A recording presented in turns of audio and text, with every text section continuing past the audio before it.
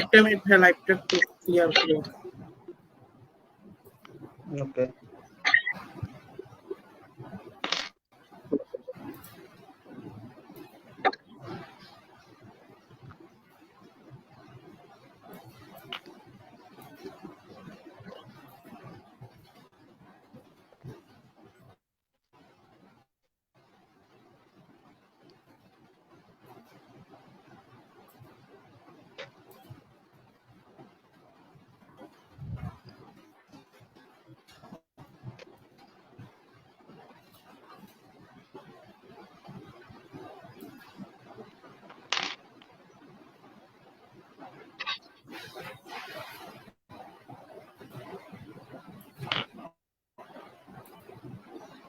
আরহাম তুমি আমাকে জানাও, আমরা যদি লাইভে যাই এবং লাইভটা শুরু করতে পারি তাহলে আমাকে একটু জানাই দিও।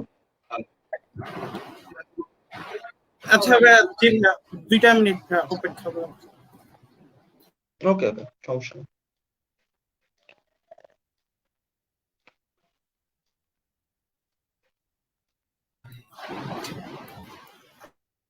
ভাইয়া আমরা লাইভ শুরু করছি।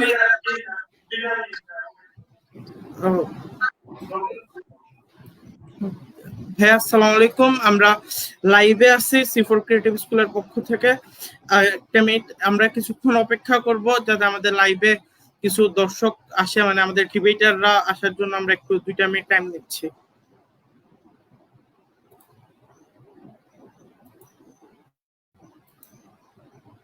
হ্যাঁ শিওর, আমরা একটু অপেক্ষা করি, ততক্ষণে সবাই আসুক, তারপরে আমরা আর কি ডিসকাশনটা স্টার্ট করি।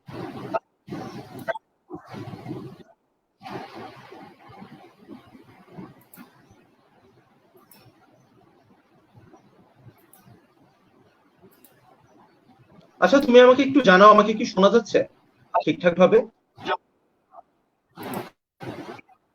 জি ভাই, আপনার লাউড এন্ড ক্লিয়ার। ওকে, তো আমরা ডিসকাশনটা স্টার্ট করতে পারি যখন, তখন আমাকে একটু জাস্ট আমাদের নক দিয়ে জানাই 6 জন চলে আসছে ভাইয়া। আমরা জি ভাই এখন শুরু করে দিতে পারি, আমাদের অলরেডি 6 জন চলে আসছে, 5 জন চলে আসছে, শুরু করে দিই ভাই। অলরাইট, সো সবাইকে স্বাগতম আজকের এই লাইভ সেশনে। আমি আমার নিজের পরিচয়টা দিয়ে শুরু করি। আমি মেহরাব সাদাত, পড়াশোনা করছি Shahjalal University of Science and টেকনোলজিতে এবং বিতর্ক করি শাহজালাল ইউনিভার্সিটি ডিবেটিং সোসাইটির হয়ে।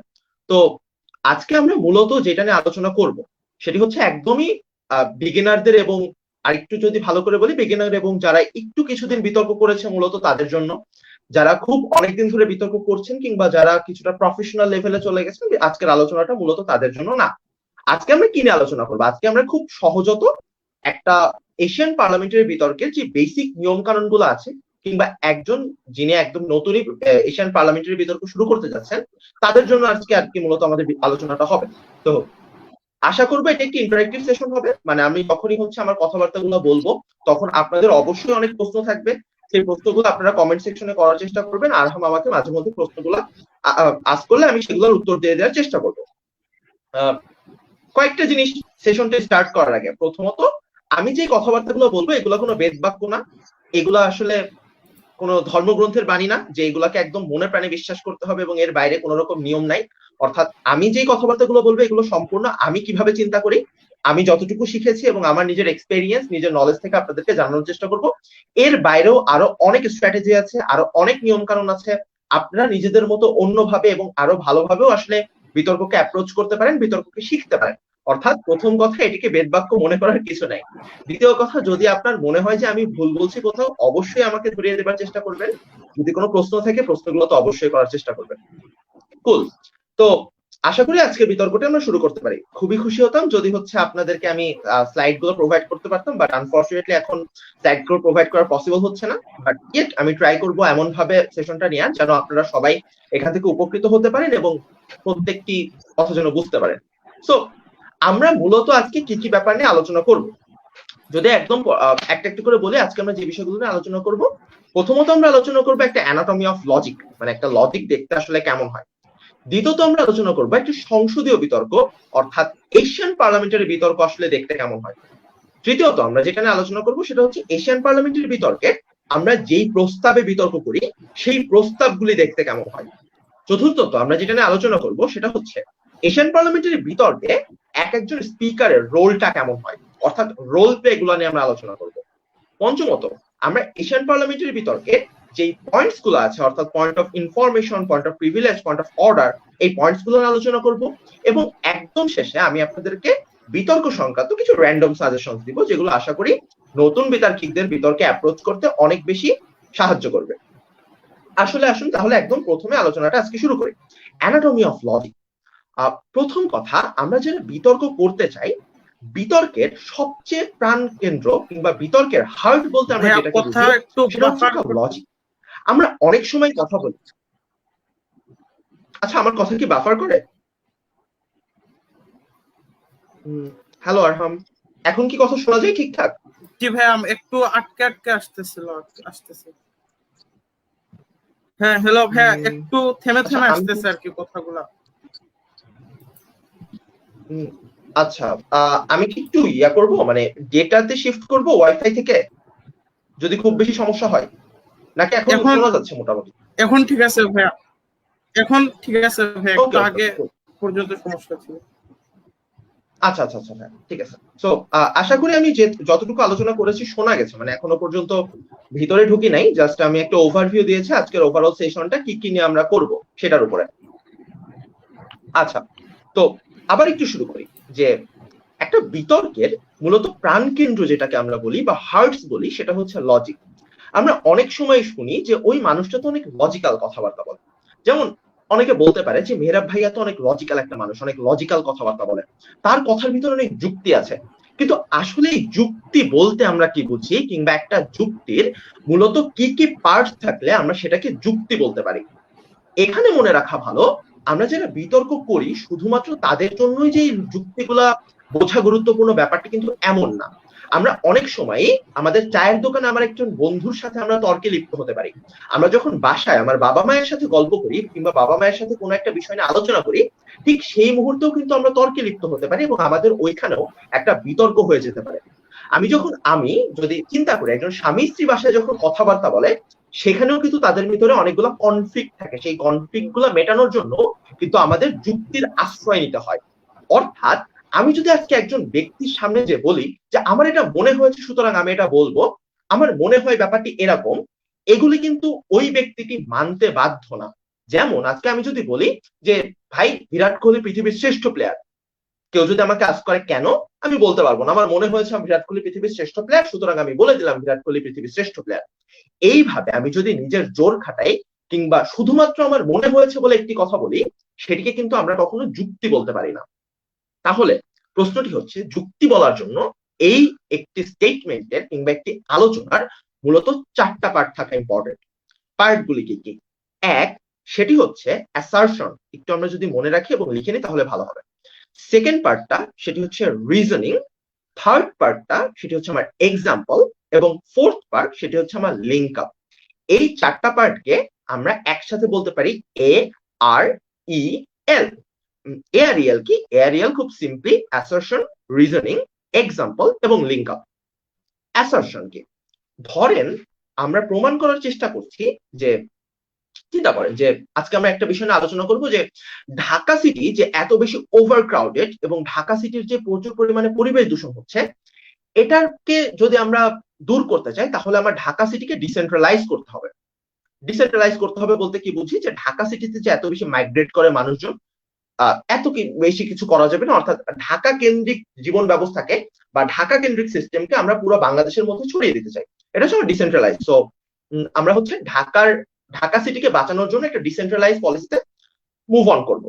এটা যদি আমি আজকে প্রমাণ করার চিন্তা করি, কিংবা এটি নিয়ে ধরেন আজকে আমাদের ডিসকাশন হচ্ছে, তো আমি বললাম যে ভাই দেখো, ঢাকাকে যদি আমি ডিসেন্ট্রালাইজ না করি তাহলে মাইগ্রেশনের পরিমাণ দিনকে দিন বাড়তেই থাকবে, এবং এই মাইগ্রেশন হলে আসলে আমার ঢাকা সিটির পরিবেশ বিনষ্ট হবে। এই যে এই কথাটি আমি বললাম, যে আমি আমার যুক্তিটি প্রদান করলাম, বা আমি আমার যুক্তির একদম রূপরেখাটি দেখালাম যে একটি লাইনে, যে ভাই আপনি যদি ডিসেন্ট্রালাইজ না করেন তাহলে ঢাকা সিটির মাইগ্রেশনের পরিমাণ দিনকে দিন বাড়বে, এবং এই মাইগ্রেশন দিন শেষে ঢাকা সিটির পরিবেশের ক্ষতির জন্য একটি উল্লেখযোগ্য কারণ হয়ে দাঁড়াবে।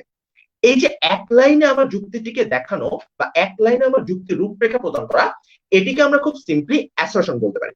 অ্যাসারশন আর কি হতে পারে, খুব সিম্পল। যেমন আমাদের আজকে একটা ডিসকাশন হচ্ছে পৃথিবীর শ্রেষ্ঠ প্লেয়ার কে, তো আমি বললাম যে ভাই দেখো বিরাট কোহলি পৃথিবীর শ্রেষ্ঠ প্লেয়ার। এই যে আমি আমার মন্তব্যটি প্রদান করলাম, কিংবা আমি যেই কথাটি প্রমাণ করতেছি সেটি এক লাইনে একটি রূপরেখার মাধ্যমে দিলাম, এটিকে আমরা অ্যাসারশন বলতে পারি। শুধুমাত্র আমি যখন অ্যাসারশন দিলাম তখনই কিন্তু এটি যুক্তি হয়ে যায়নি, তখন কিন্তু আমার অনেকগুলো কেনর উত্তর দিতে হবে।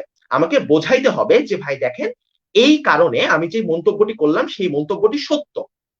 মিনিং, আমি যখন বললাম যে দেখেন ঢাকা সিটিতে আমি যদি ডিসেন্ট্রালাইজ না করি তাহলে এই যে মাইগ্রেশনটি কেন হবে, মাইগ্রেশনটি হবে কারণ মানুষ মনে করে ঢাকাতে প্রচুর টাকা ওড়ে, আমি যদি ঢাকাতে যাই তাহলে হয়তোবা আমার রুটি রোজগারের একটা ব্যবস্থা হয়ে যাবে। আমি যদি গ্রামে পড়ে থাকি তাহলে আমি খুব বেশি আয় করতে পারবো না, কিন্তু আমি যদি ঢাকায় যাই তাহলে আমি অনেক বেশি আয় করতে পারবো, কারণ ঢাকায় গেলে আমার কোনো না কোনো চাকরি হয়ে যাবে। আমি ঢাকায় যে হয়তো বা একটি অন্তত রিক্সা চালকের কাজ করতে পারবো, ঢাকায় যে এত বেশি কলকারখানা আছে আমি সেখানে শ্রমিকের কাজ করতে পারবো। এইরকম চিন্তা ভাবনা থেকে মানুষ ঢাকায় আসে। তারপরে আমি বলতে পারি মানুষ যখন অনেক বেশি পরিমাণে ঢাকাতে বেড়ে যাবে তখন ঢাকায় আমার যানবাহনের পরিমাণ বাড়বে, ঢাকায় আমার হচ্ছে কি বলা যায়, ঢাকায় মানুষজন যেখানে থাকে সে যেহেতু পর্যাপ্ত পরিমাণের আমি তাদের থাকার ব্যবস্থা করে দিতে পারবো না, সুতরাং ঢাকায় বস্তির পরিমাণ বাড়বে। এই যে প্রচুর পরিমাণে যানবাহন বাড়বে, ঢাকায় আমার বস্তির পরিমাণ বাড়বে, এই ব্যাপারগুলি থেকে আসলে আমার পরিবেশের একটা দূষণ হবে। এই যে আমি মূলত দুইটা লেয়ারে এই কেনর উত্তর দিলাম, অর্থাৎ রিজনিং করার চেষ্টা করলাম। জিনিসটা কি বললাম, আমি প্রথমে বললাম যে ভাই দেখো ঢাকায় মাইগ্রেশনটি কেন হবে এটা আমি বললাম, এবং দ্বিতীয়ত বললাম এই মাইগ্রেশন থেকে কিভাবে আমার ঢাকার পরিবেশ বিনষ্ট হওয়ার একটা সম্ভাবনা দেখা দেয়। এই দুইটা জিনিস দেখানোর পরে তৃতীয় পার্টে যেটা আসবে সেটা হচ্ছে আমার এভিডেন্স বা আমার এক্সাম্পল। এক্সাম্পল গুলো কেমন হতে পারে, এক্সাম্পল গুলো দুইটা পার্টে তুমি বুঝাতে পারো। একটা হচ্ছে আমি কোনো সলিড এক্সাম্পল দিতে পারি। সলিড এক্সাম্পল আমার হচ্ছে অনেক কি বলা যায়, অনেক হচ্ছে পরিসংখ্যান হতে পারে। পরিসংখ্যানগুলি কেমন, যেমন আমি বললাম যে ভাই দেখেন আপনি যদি হচ্ছে একটু পরিসংখ্যান দেখেন কিংবা কোনো একটি পত্রিকার নিউজ পোর্টাল থেকে আপনি দেখাইতে পারেন যে ভাই দেখেন ঢাকাতে 5 বছর আগে জনসংখ্যার পরিমাণ ছিল এমন, এবং ঢাকাতে বর্তমানে জনসংখ্যার পরিমাণ এমন। ঢাকাতে 5 বছর আগে পরিবেশের দূষণ যেমন ছিল, 5 বছর পরে বর্তমানে পরিবেশের দূষণ অনেক পরিমাণে বেড়ে গেছে। এই যে একটি পরিসংখ্যান আপনারা দিলেন, এটা থেকে কিন্তু বোঝা গেল যে আচ্ছা ঠিক আছে, আপনি যে কথাবার্তাগুলো বলার চেষ্টা করছেন এই কথাবার্তাগুলো ভুল না, এই কথাবার্তাগুলো কোনো বুজরুকি না, এই কথাবার্তাগুলো সত্য। অর্থাৎ একটি সত্যতা প্রমাণের জন্য অবশ্যই আপনাকে এরকম এভিডেন্স দিতে হবে। এই এভিডেন্স বা এক্সাম্পল গুলা আপনাকে যে শুধুমাত্র বাংলাদেশের মধ্যে থেকেই দিতে হবে ব্যাপারটি এরকম না। আপনি যদি মনে করেন যে আচ্ছা ঠিক আছে আমি তো ঢাকা নিয়ে কথা বলছি কিন্তু ঢাকার মতোই সিনারিও আমি দেখেছিলাম সিঙ্গাপুরে, তাহলে আপনি অবশ্যই সিঙ্গাপুরের উদাহরণটি দিয়েও কিন্তু বাংলাদেশে ঢাকার অবস্থা যে দিনকে দিন খারাপ হতে পারে এই জিনিসটিকে কিন্তু বোঝাইতে পারেন। আপনি চাইলে উদাহরণ দিতে পারেন বাংলাদেশের মতো অন্য একটি রাষ্ট্র, সেটি হতে পারে ফিলিপাইনের। ফিলিপাইনের উদাহরণও আপনি এখানে দিয়ে বোঝাইতে পারেন যে কেন আসলে ঢাকার পরিবেশও যদি ডিসেন্ট্রালাইজ না করা হয় তাহলে 5 বছর পরে অনেক খারাপ হতে পারে, এবং দিনকে দিন সেটা খারাপের দিকে যাচ্ছে। এরকম সলিড এক্সাম্পল দিয়ে আপনি আসলে এই এক্সাম্পল বা এভিডেন্স পার্টটিকে সমাপ্ত করতে পারেন। যদি আপনার মনে হয় যে আচ্ছা আমার কাছে তো সলিড এক্সাম্পল কিংবা এরকম কোনো পরিসংখ্যানের কিছু নাই, তাহলে আমি কি উদাহরণ দিতে পারবো না, বা তাহলে আমি কি কোনো এভিডেন্স সেট করতে পারবো না, ব্যাপারটি এরকম না। যদি আপনার মনে হয় যে আপনার কাছে কোনো এক্সাম্পল মানে সলিড এক্সাম্পল বা সলিড কি বলা যায় সলিড পরিসংখ্যান নাই, সেক্ষেত্রে আপনি অ্যানালজির আশ্রয় নিতে পারেন। অ্যানালজি কি, অ্যানালজি হচ্ছে আপনি একটি ইমাজিনারি সিচুয়েশন বোঝান। যে ভাই দেখেন আপনি চিন্তা করেন একটি জায়গা যেখানে ধারণ ক্ষমতা আছে 5 জনের, আপনি যদি ওখানে 15 জনকে বসান তাহলে সেই জায়গাটি দেখতে কেমন হবে। এই যে একটা ইমাজিনারি সিচুয়েশন আপনি যদি হাউসের সামনে বলেন কিংবা আপনার বন্ধুদেরকে বলেন, তাহলেও কিন্তু ওরা এটাকে একটা উদাহরণ হিসেবে গণ্য করতে পারবে, কারণ তখন তারা স্পষ্টভাবে বুঝতে পারবে যে আচ্ছা সিচুয়েশনটা দেখতে এমন হবে বা সিচুয়েশনটা আসলে দেখতে এমন। অর্থাৎ এভাবেও আপনারা চাইলে এক্সাম্পল গুলিকে সেট করতে পারেন। লাস্টলি আমার 3টা পার্ট চলে গেল। একটা হচ্ছে আমি ব্যাপারটিকে অ্যাসার্ট করব বা আমি অ্যাসারশন পার্টটিকে এনশিওর করব। সেকেন্ড, এটার পেছনে আমি রিজন দিব, অর্থাৎ আমি রিজনিং পার্টটিকে এনশিওর করব। থার্ড, এটা যে সত্য এটার পেছনে কিছু এক্সাম্পল বা এভিডেন্স আমি সেট করব। লাস্টলি যেটা সেটা হচ্ছে এই প্রত্যেকটি আলোচনা অর্থাৎ এতক্ষণ পর্যন্ত আমি যে কাজগুলি করলাম সেই কাজগুলির দিন শেষে আজকের আমার একদম যে স্টার্টিং ডিসকাশন যেটা ছিল বা যেই মানে যেটিকে আমি প্রমাণ করার চেষ্টা করছিলাম সেটার সাথে লিঙ্ক আপটা কেমন, এই লিঙ্ক আপটাকে আমার এনশোর করতে হবে। যেমন আমি একদম শুরুতে কোথা থেকে আলোচনা শুরু করেছিলাম, যে ঢাকা সিটিকে ডিসেন্ট্রালাইজ করতে হবে, কারণ ডিসেন্ট্রালাইজ করলে আমার হচ্ছে ঢাকা সিটির পরিবেশের অবস্থা ভালো হবে। তাহলে আমি দিন শেষে লিঙ্ক আপ করবো এভাবে। অর্থাৎ দেখেন, আজকে আমি যদি ডিসেন্ট্রালাইজ করি, এই যে বাইরের মানুষজন গুলা ঢাকা সিটিতে আসতো, এরা ঢাকা সিটিতে আসবে না। ঢাকা সিটিতে যদি না আসে, তাহলে যেটা হবে সেটা হচ্ছে এই যে বস্তির পরিমাণ বাড়ার সম্ভাবনা ছিল, এটা এত বেশি পরিমাণে বাড়বে না। দুই, যে এই যে যানবাহনের পরিমাণ এত বেশি বাড়ার কথা ছিল, সেই যানবাহনের পরিমাণটাও এত বেশি বাড়বে না। অর্থাৎ দিন শেষে ঢাকার পরিবেশ অত বেশি ক্ষতিগ্রস্ত হবে না। অর্থাৎ ঢাকার পরিবেশকে কিন্তু আমরা রক্ষা করতে পারলাম। এইভাবে একদম শেষ মুহূর্তে যে আপনাকে লিঙ্ক আপ পার্টটিকে এনশিওর করতে হবে। বল, তাহলে এখনো পর্যন্ত আমরা কি কি জানলাম? আমাকে একটা যুক্তি প্রদান করার জন্য সেই যুক্তির 4টা পার্ট থাকা উচিত। এক, সেটার অবশ্যই অ্যাসারশন থাকবে, সেটার পিছনে রিজনিং থাকবে, এভিডেন্স বা এক্সাম্পল থাকবে, এবং লাস্টলি লিঙ্ক আপ থাকবে। কুল, যেখান থেকে আলোচনা শুরু করেছিলাম যে ভাই এটা যে আপনার শুধুমাত্র কথাটা একটু আবার সমস্যা করতেছে। আমার কথা কি আবার কেটে কেটে আসছে? এখন কি শোনা যায়? হ্যালো ভাইয়া, শোনা যাচ্ছে না কি আপনার? হ্যাঁ, নেটে আমি আবার তোমার একটু কথা সমস্যা শুনতে পাচ্ছি। করতেছে। আচ্ছা, এটা কি সবার জন্যই সমস্যা হচ্ছে? আরহাম, জি ভাই, হ্যালো। একটু সমস্যা করতেছে, কথাগুলো একটু বাফার হচ্ছে। ওকে, আচ্ছা, আমি এক হ্যাঁ, সেকেন্ড আমি এখন একটু ঠিক আছে ডেটাতে ভাইয়া। শিফট করি। এখন ঠিক আছে?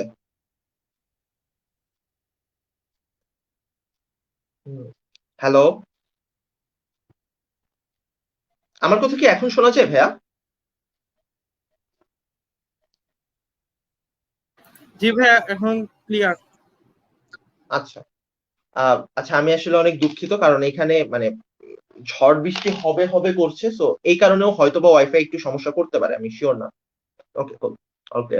আচ্ছা, তো আহ, যে কথা থেকে শুরু করেছিলাম যে 4টা পার্ট আমি বলেছি, আশা করি শুনতে পেরেছেন সবাই।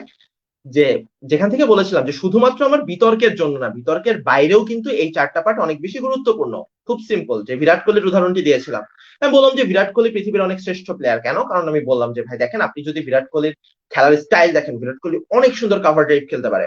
আপনি যদি বিরাট কোহলির ইন্টেন্স মুভমেন্ট গুলাতে সে ভালো খেলতে পারছে কিনা এটিকে দেখেন, তাহলে দেখতে পারবেন ভাই বিরাট কোহলি যখন প্রেশার সিচুয়েশন থাকে, প্রেশার সিচুয়েশন অনেক ভালো খেলতে পারে।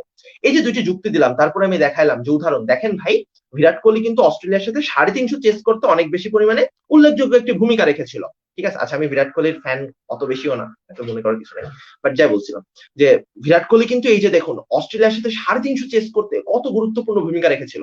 অর্থাৎ এত কিছু থেকে আমি বলতে পারি বিরাট কোহলি পৃথিবীর শ্রেষ্ঠ ব্যাটসম্যান। এই যে একটি উদাহরণ, যে আমরা হয়তো বা র্যান্ডম ডে টু ডে তে এই টাইপের ডিসকাশন গুলো অনেক বেশি করি। অনেক সময় আমরা যখন আলোচনা করি তখন কিন্তু বাংলাদেশের বিভিন্ন সমস্যা নিয়ে, মাদকের মতো সমস্যা নিয়ে, সোশ্যাল বিভিন্ন প্রবলেমস নিয়ে, কিংবা আমার পলিটিক্যাল বিভিন্ন জায়গা নিয়ে অনেক বেশি পরিমাণে আমরা আলোচনা করি।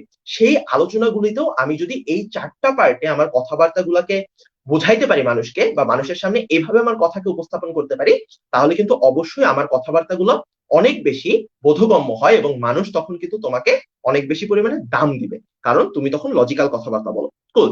সো এই যে বেসিক অ্যানাটমি অফ লজিক, এতটুকু বুঝতে কারোর কি কোনো রকম প্রশ্ন আছে? যদি কারোর কোনো প্রশ্ন থেকে থাকে, আরহাম তুমি আমাকে একটু বলতে পারো, অথবা যদি প্রশ্ন না থাকে তাহলে আমি পরবর্তী পার্টে মুভ অন করবো।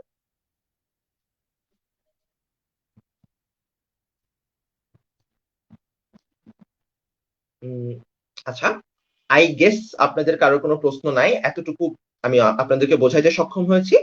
সো তারপরে আজকে মূলত আমরা যেটা নিয়ে আলোচনা করার কথা ছিল, সংসদীয় বিতর্ক। তো সংসদীয় বিতর্ক জিনিসটা কি, বা এশিয়ান পার্লামেন্টারি এই ব্যাপারটি আসলে দেখতে কেমন? খুব সিম্পল। আপনি যদি চিন্তা করেন যে একটা সংসদে আসলে কি হয়, একটা সংসদে একটা সরকার দল থাকে, এবং সরকার দলকে সবসময় ক্রিটিসাইজ করার জন্য বা সরকার দলের ভুল খুঁজে বের করার জন্য একটা বিরোধী দল থাকে। এবং সংসদে যে কোনো একটি বিল নিয়ে বা কোনো প্রস্তাব নিয়ে আলোচনা করা হয়, যে সরকার দল একটি কথা তুলেন যে ভাই দেখো, আমরা মনে করছি দেশের অর্থ ব্যবস্থাতে বাজেট এমন হওয়া উচিত, কিংবা আমরা মনে করছি দেশের শিক্ষা ব্যবস্থা এমন হওয়া উচিত। তো সেখানে বিরোধী দল বলে যে না, আপনারা ভুল, আমরা মনে করি শিক্ষা ব্যবস্থা এমন হওয়া উচিত না। না ভাই, আপনারা ভুল, আমরা মনে করি যে আসলে দেশের অর্থ ব্যবস্থা বা দেশের বাজেটটা এমন হওয়া উচিত না। তো মূলত তো সংসদে এই কাজগুলোই হয়ে থাকে, তাই না? সংসদীয় বিতর্ক একদম সেম। অর্থাৎ সংসদীয় বিতর্কেও আমরা দুটি দল দেখতে পাই, দুটি দলে মূলত তিনজন তিনজন 6জন বক্তা বিতর্ক করেন। প্রথমে সরকারি দলে যারা থাকেন তারা হচ্ছেন প্রধানমন্ত্রী, মাননীয় মন্ত্রী এবং সরকার দলীয় সংসদ সদস্য। বিরোধী দলে থাকেন আমার বিরোধী দলীয় নেতা, বিরোধী দলীয় উপনেতা এবং বিরোধী দলীয় সংসদ সদস্য। তাহলে আমার সংসদীয় বিতর্কে কি কি দেখা যায়? সংসদীয় বিতর্কে মাননীয় প্রধানমন্ত্রী একটি প্রস্তাবকে উত্থাপন করে দিয়ে যান এবং ওই প্রস্তাবের পক্ষে সরকারি দল বক্তব্য প্রদান করে এবং ওই প্রস্তাবের বিপক্ষে বিরোধী দল বক্তব্য প্রদান করেন। একদম সহজভাবে এবং সংসদীয় বিতর্কটি দেখতে এমন হয়। সংসদীয় বিতর্কে কার পরে কে বক্তব্য প্রদান করে থাকেন? একদম শুরুতে সংসদীয় বিতর্কে বক্তব্য প্রদান করে থাকেন আমাদের মাননীয় প্রধানমন্ত্রী। মাননীয় প্রধানমন্ত্রীর বক্তব্যের পরে যিনি বক্তব্য প্রদান করে থাকেন তিনি হচ্ছেন লিডার অফ দ্য অপোজিশন কিংবা বিরোধী দলীয় নেতা। বিরোধী দলীয় নেতার বক্তব্য যখন শেষ হয়ে যায় তারপরে আমাদের সংসদে বক্তব্য নিয়ে আসেন মাননীয় মন্ত্রী কিংবা deputy prime minister. Deputy prime মিনিস্টারের বক্তব্য যখন শেষ হয়ে যায় তখন আমাদের বিতর্কে বক্তব্য নিয়ে আসেন deputy leader of the opposition কিংবা বিরোধী দলীয় উপনেতা। বিরোধী দলীয় উপনেতার বক্তব্য শেষ হয়ে যাওয়ার পরে সংসদে বক্তব্য নিয়ে আসেন সরকার দলীয় সংসদ সদস্য। সরকার দলীয় সংসদ সদস্যের পরে বক্তব্য নিয়ে আসেন বিরোধী দলীয় সংসদ সদস্য। এইভাবে আমাদের সংসদে 6জন বক্তা বক্তব্য প্রদান করে থাকেন। 6জন বক্তার বক্তব্য প্রদান শেষ হয়ে যাওয়ার পরে তখনও কিন্তু আরেকটি রাউন্ড বাকি থাকে। এই যে 6জন বক্তা বক্তব্য প্রদান করলো এখনো পর্যন্ত, এতটুকুকে আমরা গঠনমূলক পর্ব কিংবা কনস্ট্রাকটিভ রাউন্ড বলতে পারি। কনস্ট্রাকটিভ রাউন্ড শেষ হয়ে যাওয়ার পরে আমাদের যে রাউন্ডটি বাকি থাকে সেটা হচ্ছে রিপ্লাই রাউন্ড কিংবা যুক্তি খণ্ডন পর্ব। যুক্তি খণ্ডন পর্বে সরকার দল থেকে প্রথম দুজনের যে কোনো একজন এবং বিরোধী দল থেকেও প্রথম দুজনের যে কোনো একজন যুক্তি খণ্ডন করতে পারে। এই যুক্তি খণ্ডন পর্বে কিন্তু তারপরে মানে বিরোধী দলীয় সংসদ সদস্যের বক্তব্য শেষ হয়ে যাওয়ার পরে বিরোধী দল থেকে একজন এসে যুক্তি খণ্ডন করে, বিরোধী দল থেকে একজন যুক্তি খণ্ডন শেষ হয়ে যাওয়ার পরে সরকার দল থেকে একজন এসে যুক্তি খণ্ডন করেন। এইভাবে আমার পুরো বিতর্কটি শেষ হয় এবং পুরো বিতর্কটি এইভাবে চলতে থাকে। কুল। এখন আমরা বক্তব্য ঠিক কত সময় ধরে দিতে পারি এবং এই বক্তব্যটি কে পরিচালনা করেন পুরো বিতর্কটি? সংসদীয় বিতর্কে পুরো বিতর্কটি পরিচালনা করেন তিনি হচ্ছেন স্পিকার। অর্থাৎ বিতর্কে একজনকে ফ্লোর দেয়া বা বিতর্কে যে কোনো রকমের ভার্ডিক্ট দেয়া আসলে সেই কাজটি পরিচালনা করে থাকেন একজন স্পিকার। একজন স্পিকার থাকেন আমাদের মানে একদম জাতীয় সংসদেও যদি আমরা তাকাই তাহলে দেখতে পাবো যে কে কখন কথা বলবে, কারোর কথাকে যদি থামানো প্রয়োজন হয় কিংবা কারোর এগেইনস্টে যদি কোনো ভার্ডিক্ট দেওয়ার প্রয়োজন হয়, এই প্রত্যেকটি কাজ কিন্তু একজন স্পিকার করে থাকেন এবং আমাদের সংসদে একজন মাননীয় স্পিকার থাকেন। খুব সিম্পল, সংসদীয় বিতর্ক এই স্পিকারকে আমাদের মেনে চলতে হয় এবং স্পিকারই আমাদের পুরো বিতর্কটি পরিচালনা করে থাকেন এবং শেষে বিতর্কের রেজাল্টটাও কিন্তু উনিই ঘোষণা করে থাকেন। এখন সংসদীয় বিতর্কে আমরা কত সময় ধরে বক্তব্য প্রদান করতে পারি? সংসদীয় বিতর্কে খুব সিম্পলি আমরা বক্তব্য প্রদান করার জন্য এক একটা জায়গাতে এক এক রকম সময় বেঁধে দেওয়া থাকে। যেমন আমরা যদি ওয়ার্ল্ড স্কুল ডিবেটিং মানে WSDC যে প্রতিযোগিতাটি হয়, ওয়ার্ল্ড স্কুল ডিবেটিং চ্যাম্পিয়নশিপ, এইখানে যদি তাকাই তাহলে আমরা দেখতে পারবো যে আমার বক্তব্য প্রদান করতে হয় 8 মিনিটের। বাংলাদেশে মূলত স্কুল কলেজ পর্যায়ে যেই চর্চাটি হয়ে থাকে সেই চর্চাটি হচ্ছে আমরা 5 মিনিট বক্তব্য প্রদান করে থাকি। বর্তমানে মূলত বিশ্ববিদ্যালয় পর্যায়ে বিতর্কে দেখা যায় যে 7 মিনিট চর্চাও কিন্তু হয়ে থাকে বিতর্কে। অর্থাৎ আমরা মূলত 5 মিনিট, 7 মিনিট কিংবা 8 মিনিট বিভিন্ন সময়ে আসলে আমার সংসদীয় বিতর্কে বক্তব্যের সময়টি নির্ধারণ করা হয়ে থাকতে পারে। তবে পপুলার মতবাদ অনুযায়ী এবং আমরা যেই চর্চাটি সবচেয়ে বেশি হয় সেটা যদি আমরা চিন্তা করি তাহলে দেখতে পারবো যে খুব সিম্পল, আমরা 5 মিনিট মানে বিতর্ক করে থাকি এবং 5 মিনিটে আমার বক্তব্যটিকে শেষ করতে হয়। 5 মিনিটে তাহলে আমার বক্তব্যটি কিভাবে প্রদান করব? আমার প্রথম 1 মিনিট পরে আমাকে একটি সতর্কতা সংকেত দেওয়া হবে, আমার বক্তব্যের 4 মিনিট পরে একটি সতর্কতা সংকেত দেওয়া হবে এবং আমার বক্তব্যের 5 মিনিট পরে যে একটি সতর্কতা সংকেত এবং বলা হবে যে তুমি বক্তব্যটি শেষ করে ফেলো, তুমি আর কথা বলতে পারবে না। তাহলে আমার 5 মিনিট 15 সেকেন্ডের মধ্যে আমার বক্তব্যটি শেষ করে ফেলতে হবে।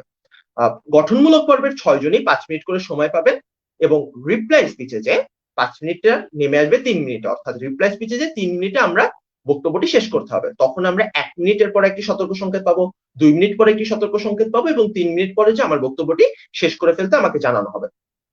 একটা দল অর্থাৎ প্রধানমন্ত্রী বক্তব্য শেষ করার পরে কোথাও কোথাও এই প্র্যাকটিসটি করা হয় এবং এই প্র্যাকটিসটি মূলত বেশি করা হয়, সেটি হচ্ছে বিরোধী দল তার বক্তব্য প্রদানের আগে 1 মিনিটের একটি স্ট্র্যাটেজিক টাইম পেয়ে থাকেন। মানে যেহেতু সরকার দল একটি বক্তব্য প্রদান করেছেন এবং সেই বক্তব্যকে আমার খণ্ডন করতে হবে বিরোধী দল থেকে, এবং ওই বক্তব্যটি শুনেই কিন্তু আমার স্ট্র্যাটেজিটি নির্ধারণ করতে হবে যে আমার বিরোধী দল থেকে আমরা কোন পয়েন্টগুলি নিয়ে বিতর্ক করব, বিরোধী দল থেকে আমরা ঠিক কোন কোন ভুলগুলিকে ধরবো। এই ব্যাপারটি আসলে সাম আপ করে ফেলার জন্য কিংবা এই ব্যাপারটি সাজিয়ে ফেলার জন্য মূলত 1 মিনিটের একটি স্ট্র্যাটেজিক টাইম বিরোধী দলকে প্রদান করা হয়ে থাকে। মূলত এটাই ছিল আমার সংসদীয় বিতর্ক দেখতে কেমন হয় এবং সংসদীয় বিতর্কের ভিতরে আসলে কে কে বক্তব্য প্রদান করেন এবং কত সময় ধরে বক্তব্য প্রদান করেন। সংসদীয় বিতর্কের আরেকটি গুরুত্বপূর্ণ জায়গা হচ্ছে পয়েন্টস। মূলত আমরা পয়েন্টস নিয়ে পরবর্তীতে আলোচনা করব, কিন্তু তার আগে একটু বলে রাখি যে পয়েন্টস গুলো আসলে কখন উত্থাপন করা যায় এবং পয়েন্টস গুলা কি কি। সংসদীয় বিতর্কে আমরা যেমন সনাতনী বিতর্ক করেছিলাম, একজন বক্তব্য প্রদান করতে যাই, সে যা খুশি তাই ইচ্ছা মতো বলে, তার বক্তব্য যতটুকু থাকে ততটুকু, তারপরে সে চলে আসে, পরবর্তীতে আরেকজন বক্তা যাই, পরবর্তীতে আরেকজন বক্তা যাই, এভাবে আসলে সনাতনী বিতর্ক পরিচালিত হয়ে থাকে। কিন্তু সংসদীয় বিতর্কতে আমি যখন বক্তব্য প্রদান করছি তখন আমাকে এঙ্গেজ করার জন্য বিরোধী দল আমাকে প্রশ্ন করতে পারে, এটি একটি পয়েন্ট হতে পারে। কিংবা আমি যদি কোনো উল্টাপাল্টা কথাবার্তা বলি, সেই উল্টাপাল্টা কথাবার্তাটি কি পরবর্তীতে পয়েন্ট নিয়ে যখন আলোচনা করব তখন স্পষ্টভাবে বলা হবে। কিন্তু তার একটু বলে রাখি যে যখন আমি কোনো উল্টাপাল্টা কথাবার্তা বলবো কিংবা একটু ভুলভাল কথাবার্তা বলবো, তখনও স্পিকারের কাছে কিন্তু নালিশ জানানো যায়। সেই স্পিকারের কাছে নালিশ জানানোর দুইটা পয়েন্ট হচ্ছে, একটা পয়েন্ট অফ অর্ডার এবং আরেকটা হচ্ছে পয়েন্ট অফ প্রিভিলেজ। যদিও বা বর্তমানের বিতর্কে পয়েন্ট অফ অর্ডার এবং পয়েন্ট অফ প্রিভিলেজের চর্চাটা অনেক বেশি কমে এসেছে, কারণ এটা টু সাম এক্সটেন্ট একটু টাইম ওয়েস্ট হয় এবং একটু কিছু হ্যাসেল হয়। এবং আমরা যদি ব্রিটিশ পার্লামেন্টের বিতর্কের চর্চা থেকেও আমরা দেখেছি যে আসলে পয়েন্ট অফ অর্ডার এবং প্রিভিলেজ না থাকলেও আসলে বিতর্কটি পরিচালনা করা যায়। এই জন্য বর্তমানে পয়েন্ট অফ অর্ডার এবং প্রিভিলেজের চর্চাটা একটু কমে এসেছে, কিন্তু এশিয়ান পার্লামেন্টের বিতর্কে সব জায়গাতে যে চর্চাটা হয় সেখানে কিন্তু পয়েন্ট অফ অর্ডার এবং পয়েন্ট অফ প্রিভিলেজও পয়েন্ট অফ ইনফরমেশনের সাথে সাথে থাকে। তো মূলত পয়েন্টস আমার তিনটা, একটা হচ্ছে পয়েন্ট অফ ইনফরমেশন, একটা হচ্ছে পয়েন্ট অফ অর্ডার এবং একটা হচ্ছে পয়েন্ট অফ প্রিভিলেজ। এই তিনটা নিয়ে বিস্তারিত পরবর্তীতে আলোচনা করবো। এখনো পর্যন্ত আমরা যে আলোচনাটি করেছি, কারোর কি কোনো রকমের প্রশ্ন আছে বা আমরা কি কোনো প্রশ্ন দেখতে পাই? আর কমেন্ট বক্সে কি কেউ কোনো প্রশ্ন করেছে?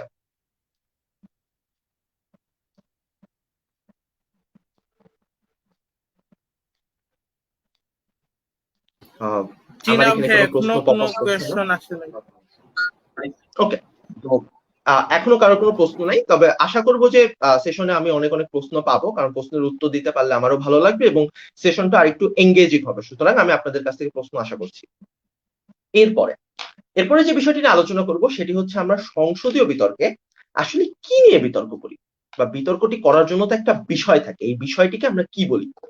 সংসদীয় বিতর্কে আমরা এই যে বিষয় নিয়ে আলোচনাটি করি বা যে বিষয়ে আমরা পক্ষে বিপক্ষে বক্তব্য উপস্থাপন করি, এই বিষয়টিকে মূলত বলা হয় প্রস্তাব কিংবা ইংরেজিতে মোশনস।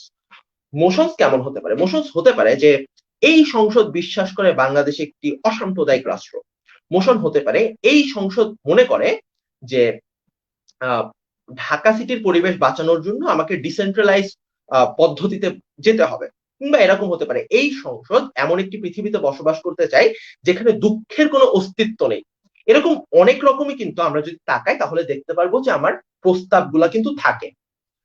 এই প্রস্তাবের উপরেই সরকারি দল কিন্তু পক্ষে তাদের যুক্তিগুলো উপস্থাপন করে, বিরোধী দল এই প্রস্তাবের বিপক্ষে বা বিরুদ্ধে তাদের যুক্তিগুলো উপস্থাপন করে।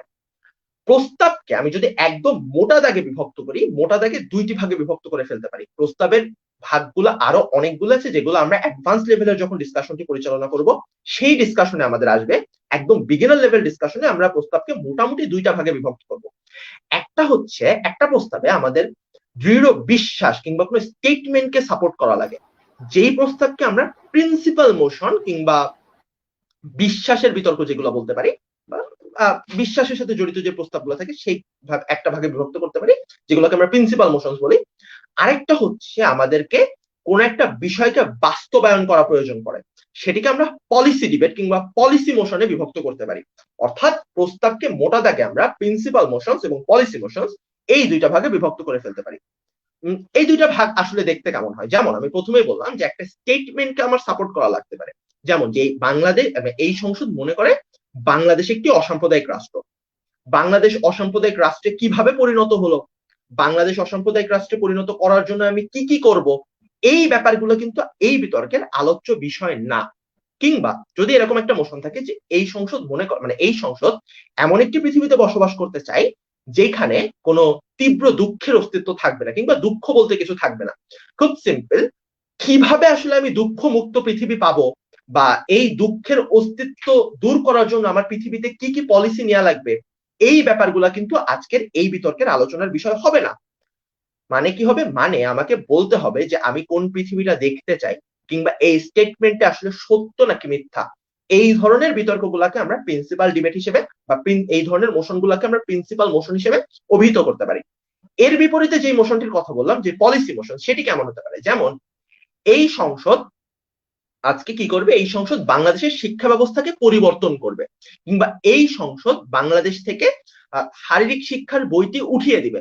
এই ধরনের যখন কোনো প্রস্তাব আমরা দেখি, সেই প্রস্তাবগুলোর জন্য কিন্তু আমার একটি বাস্তবায়নের রূপরেখা দেখানো লাগে। আমাকে কিন্তু দেখাইতে হয় যেই শিক্ষা ব্যবস্থাকে আমি পরিবর্তন করব আসলে কিরকম হবে পরিবর্তনটি দেখতে, কে পরিবর্তনটি করবে, ঠিক কতটুকু পরিবর্তিত হবে।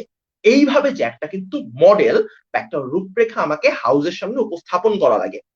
এই যখন যেই বিতর্কগুলো এরকম বাস্তবায়নের একটা রূপরেখা দেখানো লাগে, কিংবা একটা মডেল দেখানো লাগে, সেই বিতর্কগুলোকে বা সেই প্রস্তাবগুলোকে আমরা পলিসি মোশনস হিসেবে অভিহিত করতে পারি।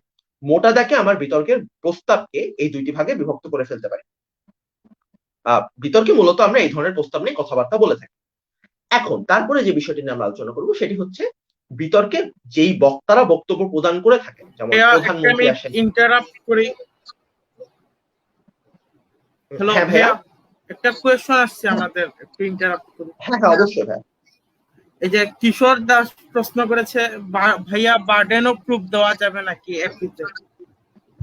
হ্যাঁ, এটা নিয়ে আমি অবশ্যই আলোচনা করব পরবর্তীতে। তারপরে এখন যেহেতু প্রশ্নটা এসেছে এখনই বলে রাখি, এপি না, এশিয়ান পার্লামেন্টারি ডিবেট, সনাতনী বিতর্ক, ব্রিটিশ পার্লামেন্টারি ডিবেট, যে কোনো বিতর্কেই আপনারা চাইলে বার্ডেন অফ প্রুফ দিতে পারেন। তবে বার্ডেন অফ প্রুফ অবশ্যই আপনাদেরকে লজিক্যাল হতে হবে। আপনি ইচ্ছা মতো কোনো বার্ডেন একটা টিমের উপরে চাপিয়ে দিতে পারবেন না।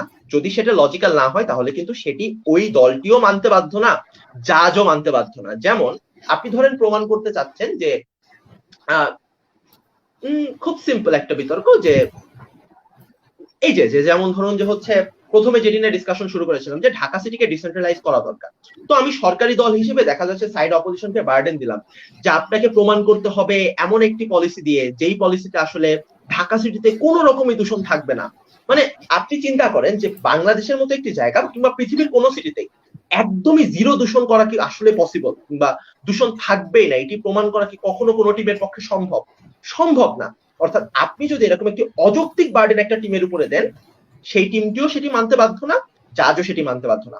তবে আপনার বার্ডেনটি যদি অবশ্যই যৌক্তিক হয় তাহলে কিন্তু আপনি বার্ডেন অফ প্রুফটি দিতে পারেন। এবং বার্ডেন অফ প্রুফ আপনি যদি নাও বলেন, তারপরেও কিন্তু একটা টিমের উপরে অটোমেটিক্যালি এশিয়ান পার্লামেন্টারি ডিবেটে কিংবা যে কোনো পার্লামেন্টারি ডিবেটে একটা বার্ডেন অফ প্রুফ থেকেই যায়। অর্থাৎ এটা কিন্তু অবশ্যই একটা ইম্পর্টেন্ট ডিসকাশন। পরবর্তীতে আমরা বার্ডেন অফ প্রুফ নিয়ে আরো আলোচনা করব প্রাইম মিনিস্টারের রোল প্লে যখন আমরা ডিসকাস করব সেই মুহূর্তে। কুল, আর কোনো প্রশ্ন আছে?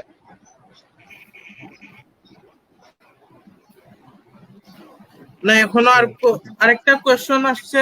কামরুল ভাই কোয়েশ্চন করছে, ভাই আর্গুমেন্টেশনটা ভালো করে বুঝাইয়েন। আর্গুমেন্টেশন, ওকে কামরুল, আমরা অলরেডি আর্গুমেন্টেশন একটা বেসিক লেভেলের, হ্যাঁ কামরুল, আমরা অলরেডি আর্গুমেন্টেশনের বেসিক একটা ডিসকাশন করে ফেলেছি। সেটাকে আমরা বলেছিলাম অ্যানাটমি অফ লজিক। অর্থাৎ একটা আর্গুমেন্টস এর বেসিক্যালি কয়েকটা পার্ট থাকে, যেমন একটা অ্যাসারশন পার্ট, একটা রিজনিং পার্ট, একটা এভিডেন্স বা এক্সাম্পল পার্ট, এবং লাস্টলি হচ্ছে লিঙ্ক আপ পার্ট। একটা বিগিনার লেভেলের আর্গুমেন্টস বোঝার জন্য আমার কাছে মনে হয় এই চারটা ম্যাটার ইনক্লুড করা আর্গুমেন্টের ভিতরে খুব বেশি গুরুত্বপূর্ণ। এটা না অলরেডি ডিসকাস করে ফেলেছি, আজকে আর আর্গুমেন্টেশন নিয়ে আলোচনা করব না। পরবর্তীতে যদি কখনো কোনো অ্যাডভান্স লেভেলের ক্লাস নেওয়ার সুযোগ হয় সেক্ষেত্রে আমরা অবশ্যই premise, build up, conclusion, illustration এই ব্যাপারগুলো নিয়ে কথাবার্তা বলবো। কিন্তু একদম বিগিনার লেভেলে আর্গুমেন্টেশনে আমার মনে হয় premise, build up, conclusion, draw কিংবা ইলাস্ট্রেশন এই ব্যাপারগুলো নিয়ে কথাবার্তা বলা খুব বেশি যৌক্তিক হবে না। বাট যতটুকু বলা দরকার আমি অলরেডি বলে ফেলেছি। ডিসকাশনের শুরুর দিক থেকে যদি তুমি দেখো তাহলে দেখতে পারবে। আচ্ছা, তো এরপরে মূলত আমরা যে ব্যাপারটি নিয়ে কথা বলবো সেটি হচ্ছে একদম বিতর্কের ভিতরে ঢুকি। অর্থাৎ প্রধানমন্ত্রী আসলে এসে বিতর্কে কি কি কাজ করেন, কিংবা লিডার অফ দ্য অপোজিশন বিতর্কে এসে কি কি কাজ করেন, এবং কি কি কাজ আসলে করা দরকার। একদম শুরু থেকে শুরু করি প্রধানমন্ত্রীর কাছ থেকে। 1 নম্বর জিনিস, প্রাইম মিনিস্টার সবার আগের কাজটি কি? সবার আগের কাজ হচ্ছে 1 নম্বর, প্রস্তাবটিকে উত্থাপন করা, অর্থাৎ আমরা আজকে যেই বিষয় নিয়ে কথাবার্তা বলবো সেই বিষয়টিকে হাউসের সবার সাথে ইন্ট্রোডিউস করানো, জানানো যে ভাই দেখেন আজকে আমরা এই প্রস্তাব নিয়ে কথাবার্তা বলবো। যেমন আমরা আজকে এমন একটি প্রস্তাব নিয়ে কথাবার্তা বলবো যেটি হচ্ছে, এই সংসদ মনে করে বাংলাদেশ একটি অসাম্প্রদায়িক রাষ্ট্র, এই সংসদ মনে করে এই সংসদ এমন একটি পৃথিবীতে বসবাস করতে চায় যেখানে কোনো দুঃখের অস্তিত্ব থাকবে না, কিংবা এই সংসদ বাংলাদেশের শিক্ষা ব্যবস্থাকে পরিবর্তন করবে। এই প্রস্তাবগুলিকে আমি শুরুতে এসে, আমি যদি প্রধানমন্ত্রী হই, সেটি হাউসের সামনে উপস্থাপন করতে হবে। অর্থাৎ এটি হচ্ছে আমার প্রধানমন্ত্রীর প্রথম কাজ। দ্বিতীয় কাজ সেটি হচ্ছে, একটা বিষয় নিয়ে আমরা যখন ডিসকাশন করি সেই ব্যাপারটা কিন্তু ডিসকাশন ওর্দি হওয়া দরকার। মানে আপনার দুনিয়াতে হাজার হাজার বিষয় আছে, লাখ লাখ বিষয় আছে, আপনি কিন্তু প্রত্যেকটা বিষয় নিয়ে বিতর্ক করেন না। কিংবা আপনি কিন্তু একটি হাউসে যখন এশিয়ান পার্লামেন্টের একটা বিতর্কে যখন ডিসকাস করতে বসেছেন, কিংবা 6 জন মানুষ বিতর্কটি করবেন, এই ব্যাপারটি অবশ্যই কিন্তু ডিসকাশন ওর্দি হইতে হবে, তা না হলে কিন্তু আপনি ডিসকাশন করার কোনো দরকার নেই। অর্থাৎ আপনার অবশ্যই প্রত্যেকটা মোশনের পেছনে কিছু কনফ্লিক্ট আছে, কিছু ডাইলেমা আছে, কিছু প্রেক্ষাপট আছে। অর্থাৎ সবকিছুকে বাদ দিয়ে আমি যদি সহজে বলি, why is this a motion, এই ডিসকাশনটি কিন্তু অবশ্যই থাকে। অর্থাৎ একজন প্রধানমন্ত্রীর এরপরের কাজটি হচ্ছে, এই মোশনে আমরা কেন বক্তব্য প্রদান করব, এই মোশনে আমরা কেন বিতর্ক করব, এটিকে বোঝানো। অর্থাৎ why is this a motion, এই প্রশ্নটির উত্তর দেওয়াটা কিন্তু প্রধানমন্ত্রীর দ্বিতীয় দায়িত্ব। বিষয়টি আরেকটু ক্লিয়ার করি। যেমন যেটা বললাম যে বাংলাদেশের ঢাকা সিটিকে ডিসেন্ট্রালাইজ করতে হবে, খুব সিম্পল। প্রধানমন্ত্রী যদি এসে বলে যে ভাই দেখেন, আপনি যদি এখন বুড়িগঙ্গার দিকে তাকান তাহলে দেখতে পারবেন যে বুড়িগঙ্গা একটা সময় যে সুন্দর ছিল, বুড়িগঙ্গার পাড়ে বসে মনোরম দৃশ্য উপভোগ করা যেত, এখন বুড়িগঙ্গার পানি ভাই কুচকুচে কালো। কারণ কি? কারণ এখানে দূষণের পরিমাণ এত বেশি পরিমাণে বেড়ে গেছে। আপনি যদি ঢাকা সিটিতে তাকান তাহলে দেখতে পারবেন প্রাণ ভরে আপনি এখন নিঃশ্বাস নিতে পারেন না, কারণ বায়ু দূষণের পরিমাণ এত বেশি পরিমাণে বেড়ে গেছে যে আপনি নিঃশ্বাস নিলে আপনি ধুলা নিচ্ছেন নাকি ধোঁয়া নিচ্ছেন নাকি দিন শেষে একটি অক্সিজেন নিচ্ছেন, আপনি নিজেই কনফিউজ হয়ে যান। এইরকম ভাবে এই যে বর্তমান সময়ে ঢাকা সিটির অবস্থা যে অনেক ভয়াবহ, এই ভয়াবহতাটাকে যদি একজন জাজ মানে স্পিকার বোঝান বা পিএম বোঝান, তাহলে কিন্তু আমি বুঝতে পারবো যে আচ্ছা ঠিক আছে, এই পরিবেশ দূষণটা নিয়ে আমার কথা বলাটা আজকের জন্য অর্দি, বা এই পরিবেশ দূষণটাকে নিয়ে আসলে কথা বলাটা দরকার। অর্থাৎ একটা বিতর্ক করার পেছনে যে প্রেক্ষাপটটি থাকে, সেই প্রেক্ষাপটটি কিন্তু স্পিকারের সামনে বা হাউসের সামনে তুলে ধরাটি একজন প্রাইম মিনিস্টারের দ্বিতীয় দায়িত্ব। একজন প্রাইম মিনিস্টারের তারপরের দায়িত্ব কি? সেটি হচ্ছে একটা প্রস্তাবের প্রত্যেকটি ওয়ার্ডিং কে চরিত্রায়ন করা। একটা সময় ছিল বিতর্কে আমরা সংজ্ঞায়ন করতাম, এবং সংজ্ঞায়নটিকে যে বিতর্ক জেতার চেষ্টা করতাম, আমরা একদম বেঁধে দিতাম যে ভাই দেখো, তিল বলতে আমরা তালকে বোঝাবো, তাল বলতে আমরা আমকে বোঝাবো, মানে এরকম ভাবে একটা খুবই উদ্ভট আকারে আমরা সংজ্ঞায়ন করে বিতর্কটিকে করার চেষ্টা করতাম। যেমন আমরা বলতাম, যদি কোনো বক্তব্যে যদি আমার দেয়া দরকার ছিল হচ্ছে আদিবাসীদের নিয়ে ডিসকাশন হতো, আমরা বলে দিতাম যে ভাই দেখেন, আদিবাসী হচ্ছে যারা বহু বছর ধরে ওই এরিয়াতে বসবাস করে, তারাই হচ্ছে আদিবাসী। মানে জাস্ট একদমই বুকিশ একটা সংজ্ঞায়ন দিতাম, এমন যে ডেফিনেশন, যে এরকম আমরা অক্সফোর্ড ডিকশনারিতে সার্চ দিলে যে ডেফিনেশন গুলো পাই, এরকম একটা ডেফিনেশন দিয়ে আমরা বিতর্ক করার চেষ্টা করতাম, যেটা ইভেন্চুয়ালি বিতর্ককে সামনে এগিয়ে নিয়ে যাওয়ার জন্য কিংবা বিতর্ককে বোধগম্য করার জন্য খুব বেশি ফ্রুটফুল হতো না। রাদার দেন আমরা যদি এরকম করি যে একটা চরিত্রায়ন করি, যে আদিবাসীদের চরিত্রটি দেখতে কেমন, আদিবাসীদের বর্তমান অবস্থাটি দেখতে কেমন, সেটি কিন্তু আমাদের বিতর্কের জন্য আরো অনেক বেশি পরিমাণে গুরুত্বপূর্ণ হয়।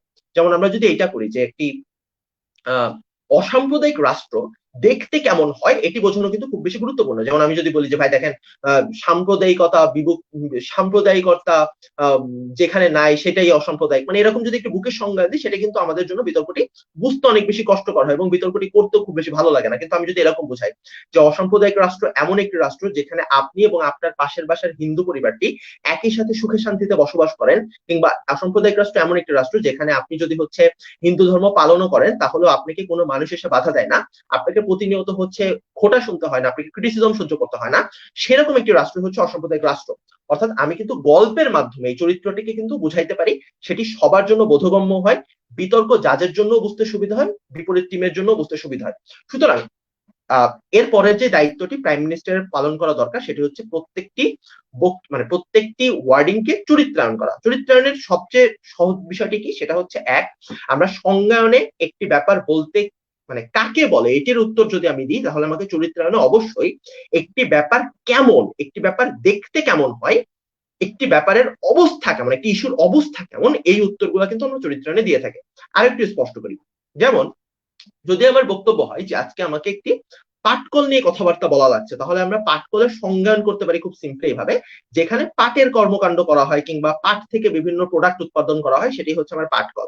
কিন্তু আমরা যদি ডিসকাশনটা মানে ডিসকাশন অর্ধি যে ব্যাপারটা চরিত্রটা এমন হতে পারে যে পাটকল হচ্ছে আমার সেই পাটকলটি নিয়ে আমরা কথাবার্তা বলবো যেখানে বছরের পর বছর ধরে শ্রমিকরা টাকা পাচ্ছে না, যেখানে আজকে রাষ্ট্রায়ত্ত পাটকল গুলো দিনের পর দিন বন্ধ হয়ে যাচ্ছে এবং শ্রমিকেরা কিন্তু মাঠে বসে যাচ্ছে, তারা তাদের যে ন্যায্য পাওনা, সেই ন্যায্য পাওনা যখন পায় না, অর্থাৎ এই পাটকলের সাথে যুক্ত শ্রমিকের জীবন ব্যবস্থা কিন্তু দিনকে দিন খারাপ হচ্ছে, এই কথাবার্তা গুলাকে দিয়ে আমার কিন্তু চরিত্রায়ন করা লাগতে পারে। কারণ কোনটি নিয়ে আসলে ডিসকাশন করব এটি কিন্তু আমাদের বুঝে তারপরে বিতর্কের ভিতরে ঢোকাটা গুরুত্বপূর্ণ। এভাবে আমরা আসলে চরিত্রায়ন পার্টটিকে সমাপ্ত করব। চরিত্রায়ন পার্টটি শেষ, এর আগে আরেকটি জিনিস আমি বলতে ভুলে গেছি, যেটা প্রাইম মিনিস্টারের আরেকটি গুরুত্বপূর্ণ কাজ, সেটি হচ্ছে বিতর্কটি কোন দুনিয়াতে হচ্ছে। অর্থাৎ কোন বিতর্ক হতে পারে যেমনটি আমরা বাংলাদেশে করি, অর্থাৎ সংসদকে ডিফাইন করা বা সংসদকে আর কি কোথায়, মানে এই সংসদটি কোথায় অবস্থিত এটা বোঝানো। কোন বিতর্ক আমরা ওয়ার্ল্ড পার্সপেক্টিভে করি, কোন বিতর্ক শুধুমাত্র ইন্ডিয়ার কেন্দ্রিক বিতর্ক। যেমন যদি মোশন একটি এমন হয় যে এই সংসদ ভারতের একজন মুসলিম হিসেবে কাশ্মীরের যুদ্ধে নিজেকে নিযুক্ত করবে, খুব সিম্পল, অর্থাৎ আপনি যখন ভারতের একজন মুসলিম হিসেবে বিতর্কটিকে পরিচালনা করবেন বা ভারতের একজন মুসলিমের প্রেক্ষাপট থেকে বিতর্কটি করবেন, এই বিতর্কটি ইন নো সেন্স সেটি বাংলাদেশের বিতর্ক না। এই বিতর্কটি কখনোই মুক্ত বিশ্বের বিতর্ক না কিংবা ওপেন বিশ্বের বিতর্ক না, রাদার দেন বিতর্কটি ভারতের বিতর্ক, খুব সিম্পল। অর্থাৎ এই বিতর্কটি যে ভারতের বিতর্ক এটি কিন্তু আপনি চাইলে বলে নিতে পারেন। কিংবা ধরেন আজকে যেটি বললাম যে ঢাকা সিটির বিতর্ক, এটি কিন্তু খুব সিম্পলি এটা হচ্ছে বাংলাদেশের একটা বিতর্ক। এই বাংলাদেশের বিতর্কটি যদি কোনো টিম বলে যে এটি আমরা আজকে ওপেন সংসদে দাঁড়িয়ে বিতর্ক করছি কিংবা বৈশ্বিক সংসদে দাঁড়িয়ে বিতর্ক করছি, তাহলে কিন্তু তার চিন্তা ভাবনাটি ভুল হয়ে যাবে, সে কিন্তু বিতর্কের আসল জায়গাটিতে থাকতে পারবে না। ঠিক আছে, অর্থাৎ যেটি গুরুত্বপূর্ণ সেটি হচ্ছে আপনি বিতর্কটি কোন দুনিয়াতে করছেন সেই দুনিয়ার একটি রূপরেখা দেখানো এবং হাউসটি ডিফাইন করে দেয়। এটিও কিন্তু প্রাইম মিনিস্টারের একটি গুরুত্বপূর্ণ কাজ। হাউস ডিফাইন করার পরে তারপরে প্রাইম মিনিস্টার যেটি করবেন সেটি হচ্ছে অবশ্যই চরিত্রায়ন করবেন। চরিত্রায়ন করার পরে আপনার বিতর্কে আপনি কি প্রমাণ করতে চাচ্ছেন, অর্থাৎ আপনার বিতর্কের এন্ড গোলটি কি কিংবা আপনার বিতর্কের স্ট্র্যাটেজিটি কি, বেসিক স্ট্র্যাটেজি, এই ব্যাপারটিকে কিন্তু আপনি হাউসের সামনে তুলে ধরবেন। যেমন আপনি বলেন যে আজকের বিতর্ক শেষে আমরা যদি ঢাকা সিটি ডিসেন্ট্রালাইজের বিতর্কটি নিয়ে আমরা করি, তাহলে আপনি বলবেন যে আজকের বিতর্ক শেষে আমরা আপনাকে এমন একটি পৃথিবী দেখানোর চেষ্টা করব যেখানে দূষণের পরিমাণ অনেক কম এবং দুই, যেখানে মানুষ অপেক্ষাকৃত বেশি স্বস্তিতে বসবাস করে। এই যে রূপরেখাটি আপনি দিন শেষে দেখানোর চেষ্টা করছেন এটি হচ্ছে আপনার এন্ড গোল। অর্থাৎ প্রাইম মিনিস্টার তার বক্তব্য শেষে কি গোল অ্যাচিভ করতে চান কিংবা একটা দল তাদের বক্তব্য শেষে কি গোল অ্যাচিভ করতে চায়, এই গোল অ্যাচিভিং ফ্যাক্টরটা এনশিওর করাও কিন্তু প্রাইম মিনিস্টার একটি উল্লেখযোগ্য দায়িত্ব। কুল, এরপরে যে কাজটি আসে সেটি হচ্ছে যে বার্ডেন অফ প্রুফ। আপনি যে কথাটি বলেছিলেন, একটা প্রশ্ন এসেছিল বার্ডেন অফ প্রুফ নিয়ে। এরপরে আপনি প্রাইম মিনিস্টার যদি চাই, এখানে একটু ইন্টারাপ্ট করি। জি ভাইয়া। হ্যাঁ ভাইয়া, আমাদের আরো দুইটা কোয়েশ্চন আসছে। একটা কোয়েশ্চন হলো সংজ্ঞায়ন আর ক্যারেক্টারাইজেশন এর মাঝে পার্থক্য কি, আর একটা সেম ব্যক্তি কোয়েশ্চন করেছে প্রাইম মিনিস্টার কি ইচ্ছা করলে ইচ্ছা মতো হাউস ডিফাইন করতে পারবে। এই দুইটা কোয়েশ্চন আসছে। সো সেকেন্ড কোশ্চেনটার আগে উত্তর দিচ্ছি, প্রাইম মিনিস্টার কি ইচ্ছা মতো হাউস ডিফাইন করতে পারবে কিনা, না, ইচ্ছা মতো হাউস ডিফাইন করতে পারবে না, অবশ্যই সেটা যৌক্তিক হতে হবে। মানে যে কথাটি বললাম যে আজকে আপনি যদি কাশ্মীরের বিতর্ক করতে চান, খুব সিম্পল, এটা আসলে ভারতের প্রেক্ষাপটে বিতর্কটি হবে কিংবা ভারতের সংসদে বিতর্কটি হবে। আপনি কাশ্মীরের বিতর্ক উগান্ডাতে করতে পারবেন না, সিম্পল। তেমন ভাবে আপনি যদি বাংলাদেশের ঢাকা সিটি নিয়ে একটি বিতর্ক বলেন যেটি পাকিস্তানের সংসদে বিতর্ক হবে না। কিংবা আপনি যদি চিন্তা করেন এমন একটি বিতর্ক যেখানে হচ্ছে একটি হাইপোথেটিক্যাল মোশনে বিতর্ক করছেন যে এই সংসদ এমন একটি পৃথিবী চাই যেখানে আসলে কোনো রকম দুঃখ থাকবে না, এটি নো পার্টিকুলার কেস যে এটা কোনো দেশ কেন্দ্রিক বিতর্ক না, এটা একটা হাইপোথেটিক্যাল বিতর্ক। অর্থাৎ এই হাইপোথেটিক্যাল বিতর্কগুলো অবশ্যই আপনাকে ওপেন ওয়ার্ল্ডে কিংবা মুক্ত বিশ্বের প্রেক্ষাপটে করতে হবে। ঠিক আছে, সো সিম্পল, আপনাকে যৌক্তিকভাবে হাউসকে ডিফাইন করতে হবে, আপনি ইচ্ছা মতো হাউসকে ডিফাইন করতে পারবেন না, এটা একটা জিনিস। আর সংজ্ঞায়ন এবং ক্যারেক্টারাইজেশনের পার্থক্য আমি অলরেডি বলেছি, সেটা হচ্ছে সংজ্ঞায়ন হচ্ছে একটা বিষয় বলতে কি, মানে কি এর উত্তর, হোয়াট এর অ্যান্সার আমাকে সংজ্ঞায়ন দেয়, কিন্তু ক্যারেক্টারাইজেশন ইভেন্চুয়ালি আমাকে হাউ এর অ্যান্সার দেয় বা হোয়াই এর অ্যান্সার দেয় টু সাম এক্সটেন্ট। ঠিক আছে, যেমন আমি বললাম যে পাটকল বলতে আমি কি বুঝি, মানে পাটকল কি, এটা উত্তরটা যদি সংজ্ঞান হয় তাহলে এমন হয় যে যেখানে পাটের প্রোডাক্ট নিয়ে কাজ করা হয় বা পাটের প্রোডাক্ট উৎপাদন করা হয় সেটি পাটকল। কিন্তু পাটকলের চরিত্রায়নটি আরো অনেক বহুমুখী হতে পারে, সেটা দেখানো যেতে পারে যে পাটকলটি অনেক দিন ধরে বন্ধ আছে, এটির চরিত্রায়ন এমন হতে পারে যে পাটকলের শ্রমিকরা বিক্ষোভ করছে, এটির চরিত্রায়ন এমন হতে পারে যে পাটকলকে দিনকে দিন হচ্ছে বেসরকারি খাতে নিয়ে যাওয়া হচ্ছে, ঠিক আছে? তো এরকম কেমনের উত্তরগুলো যেটি দেয় সেটা হচ্ছে আমার চরিত্র, আশা করি বুঝাইতে পারছি। আর কি কোনো প্রশ্ন আছে? আই গেস আর কোনো প্রশ্ন নেই, ঠিক আছে।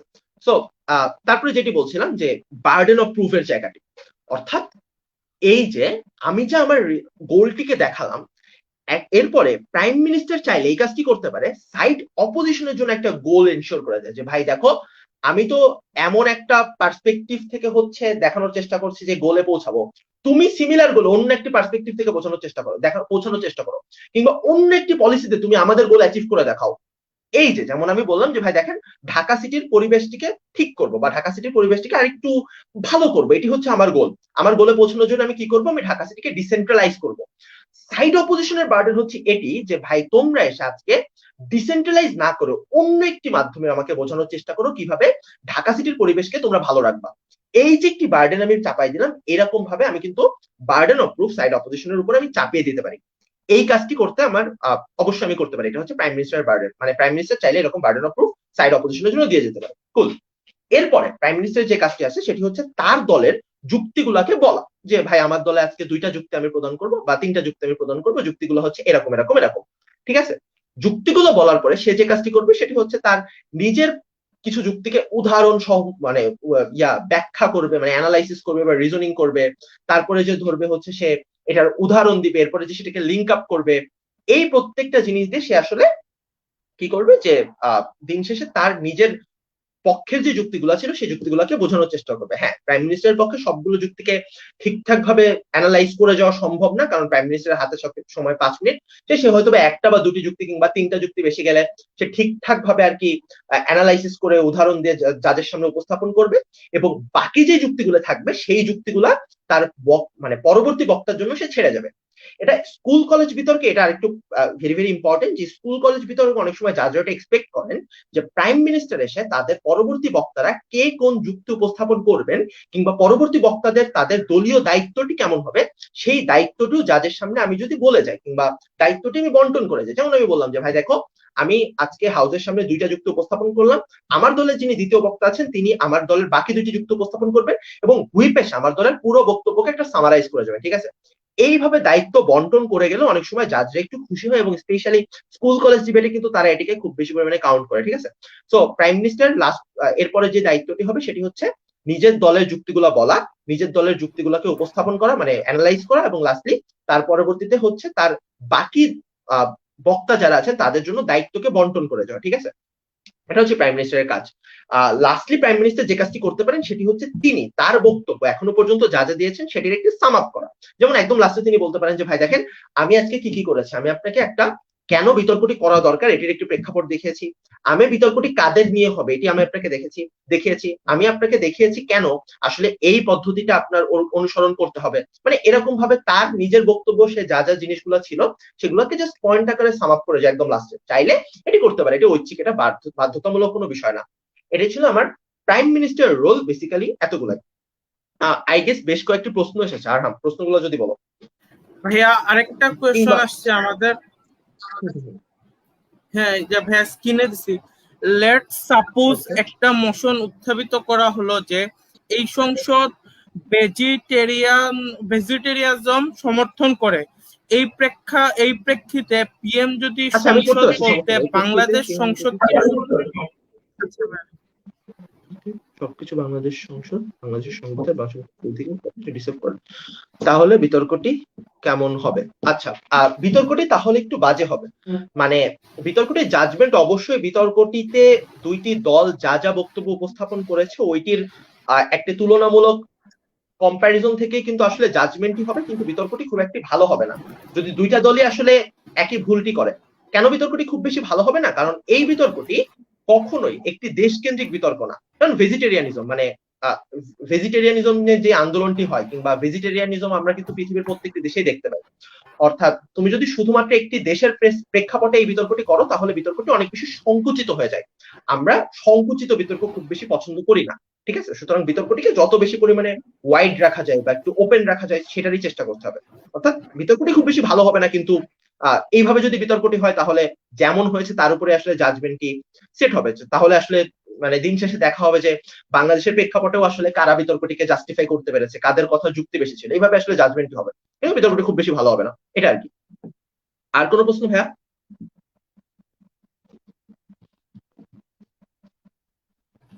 না ভাই, আর কোয়েশ্চেন নাই। ওকে, গুড।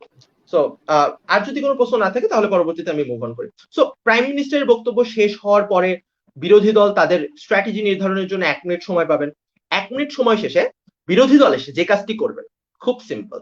বিরোধী দল, সরকারি দল যদি খুব ভালো বিতর্কও করে, সরকারি দল যদি একদম স্বর্গীয় রকমের আধিভৌতিক কথাবার্তা বলেন, তারপরেও বিরোধী দল এসে সরকারি দলকে সমালোচনা করবে, সরকারি দলের ভুল ধরার চেষ্টা করবে। যেমন আপনি যদি কোনো দেশের সরকার ব্যবস্থাকে চিন্তা করেন, তাহলে দেখবেন যারা বিরোধী দল আছে, সরকার যত ভালো কাজই করে, বিরোধী দল কিন্তু তাকে এসে ক্রিটিসাইজ করে। সিম্পল, আপনি যদি সংসদে বিরোধী দল হন, তারপরেও আপনি সরকার দলকে ক্রিটিসাইজ করবেন, সিম্পল অ্যাজ দ্যাট। অর্থাৎ আপনার প্রথম কাজ কি হবে, বিরোধী দল থেকে প্রাইম মিনিস্টার যে যুক্তিগুলো উপস্থাপন করেছেন সেই যুক্তির মধ্যে কি কি ফাঁক ফোকর আছে এগুলোকে খুঁজে বের করা। এই যুক্তিগুলো কেন আসলে ভালো যুক্তি না, কেন আসলে আনইম্পর্টেন্ট কিংবা কেন আসলে অসত্য, এই ব্যাপারগুলো জাজকে বোঝানোর চেষ্টা করা, এটি হচ্ছে আপনার প্রথম দায়িত্ব। এই দায়িত্বটি পূরণ করতে যে আপনি দেখতে পারেন যে এর আগে যেটি দেখবেন সেটি হচ্ছে তারা যেই চরিত্রায়নটি করেছেন কিংবা তারা বিতর্কটিকে যেই সেটআপটি করেছেন সেই সেটআপটি আসলে ভুলভাল কিনা। যেমন খুব সিম্পল, এই যে ভেজিটেরিয়ানিজমের বিতর্কটি আপনি যদি দেখেন, যে একটা টিম বলেছে এটি বাংলাদেশের প্রেক্ষাপটের বিতর্ক, সো আপনি বুঝতেছেন যে এটি আসলে কখনোই বাংলাদেশের প্রেক্ষাপটের বিতর্ক না, অর্থাৎ তারা একটি ভুল গ্রাউন্ডে বিতর্কটিকে সেট করেছেন।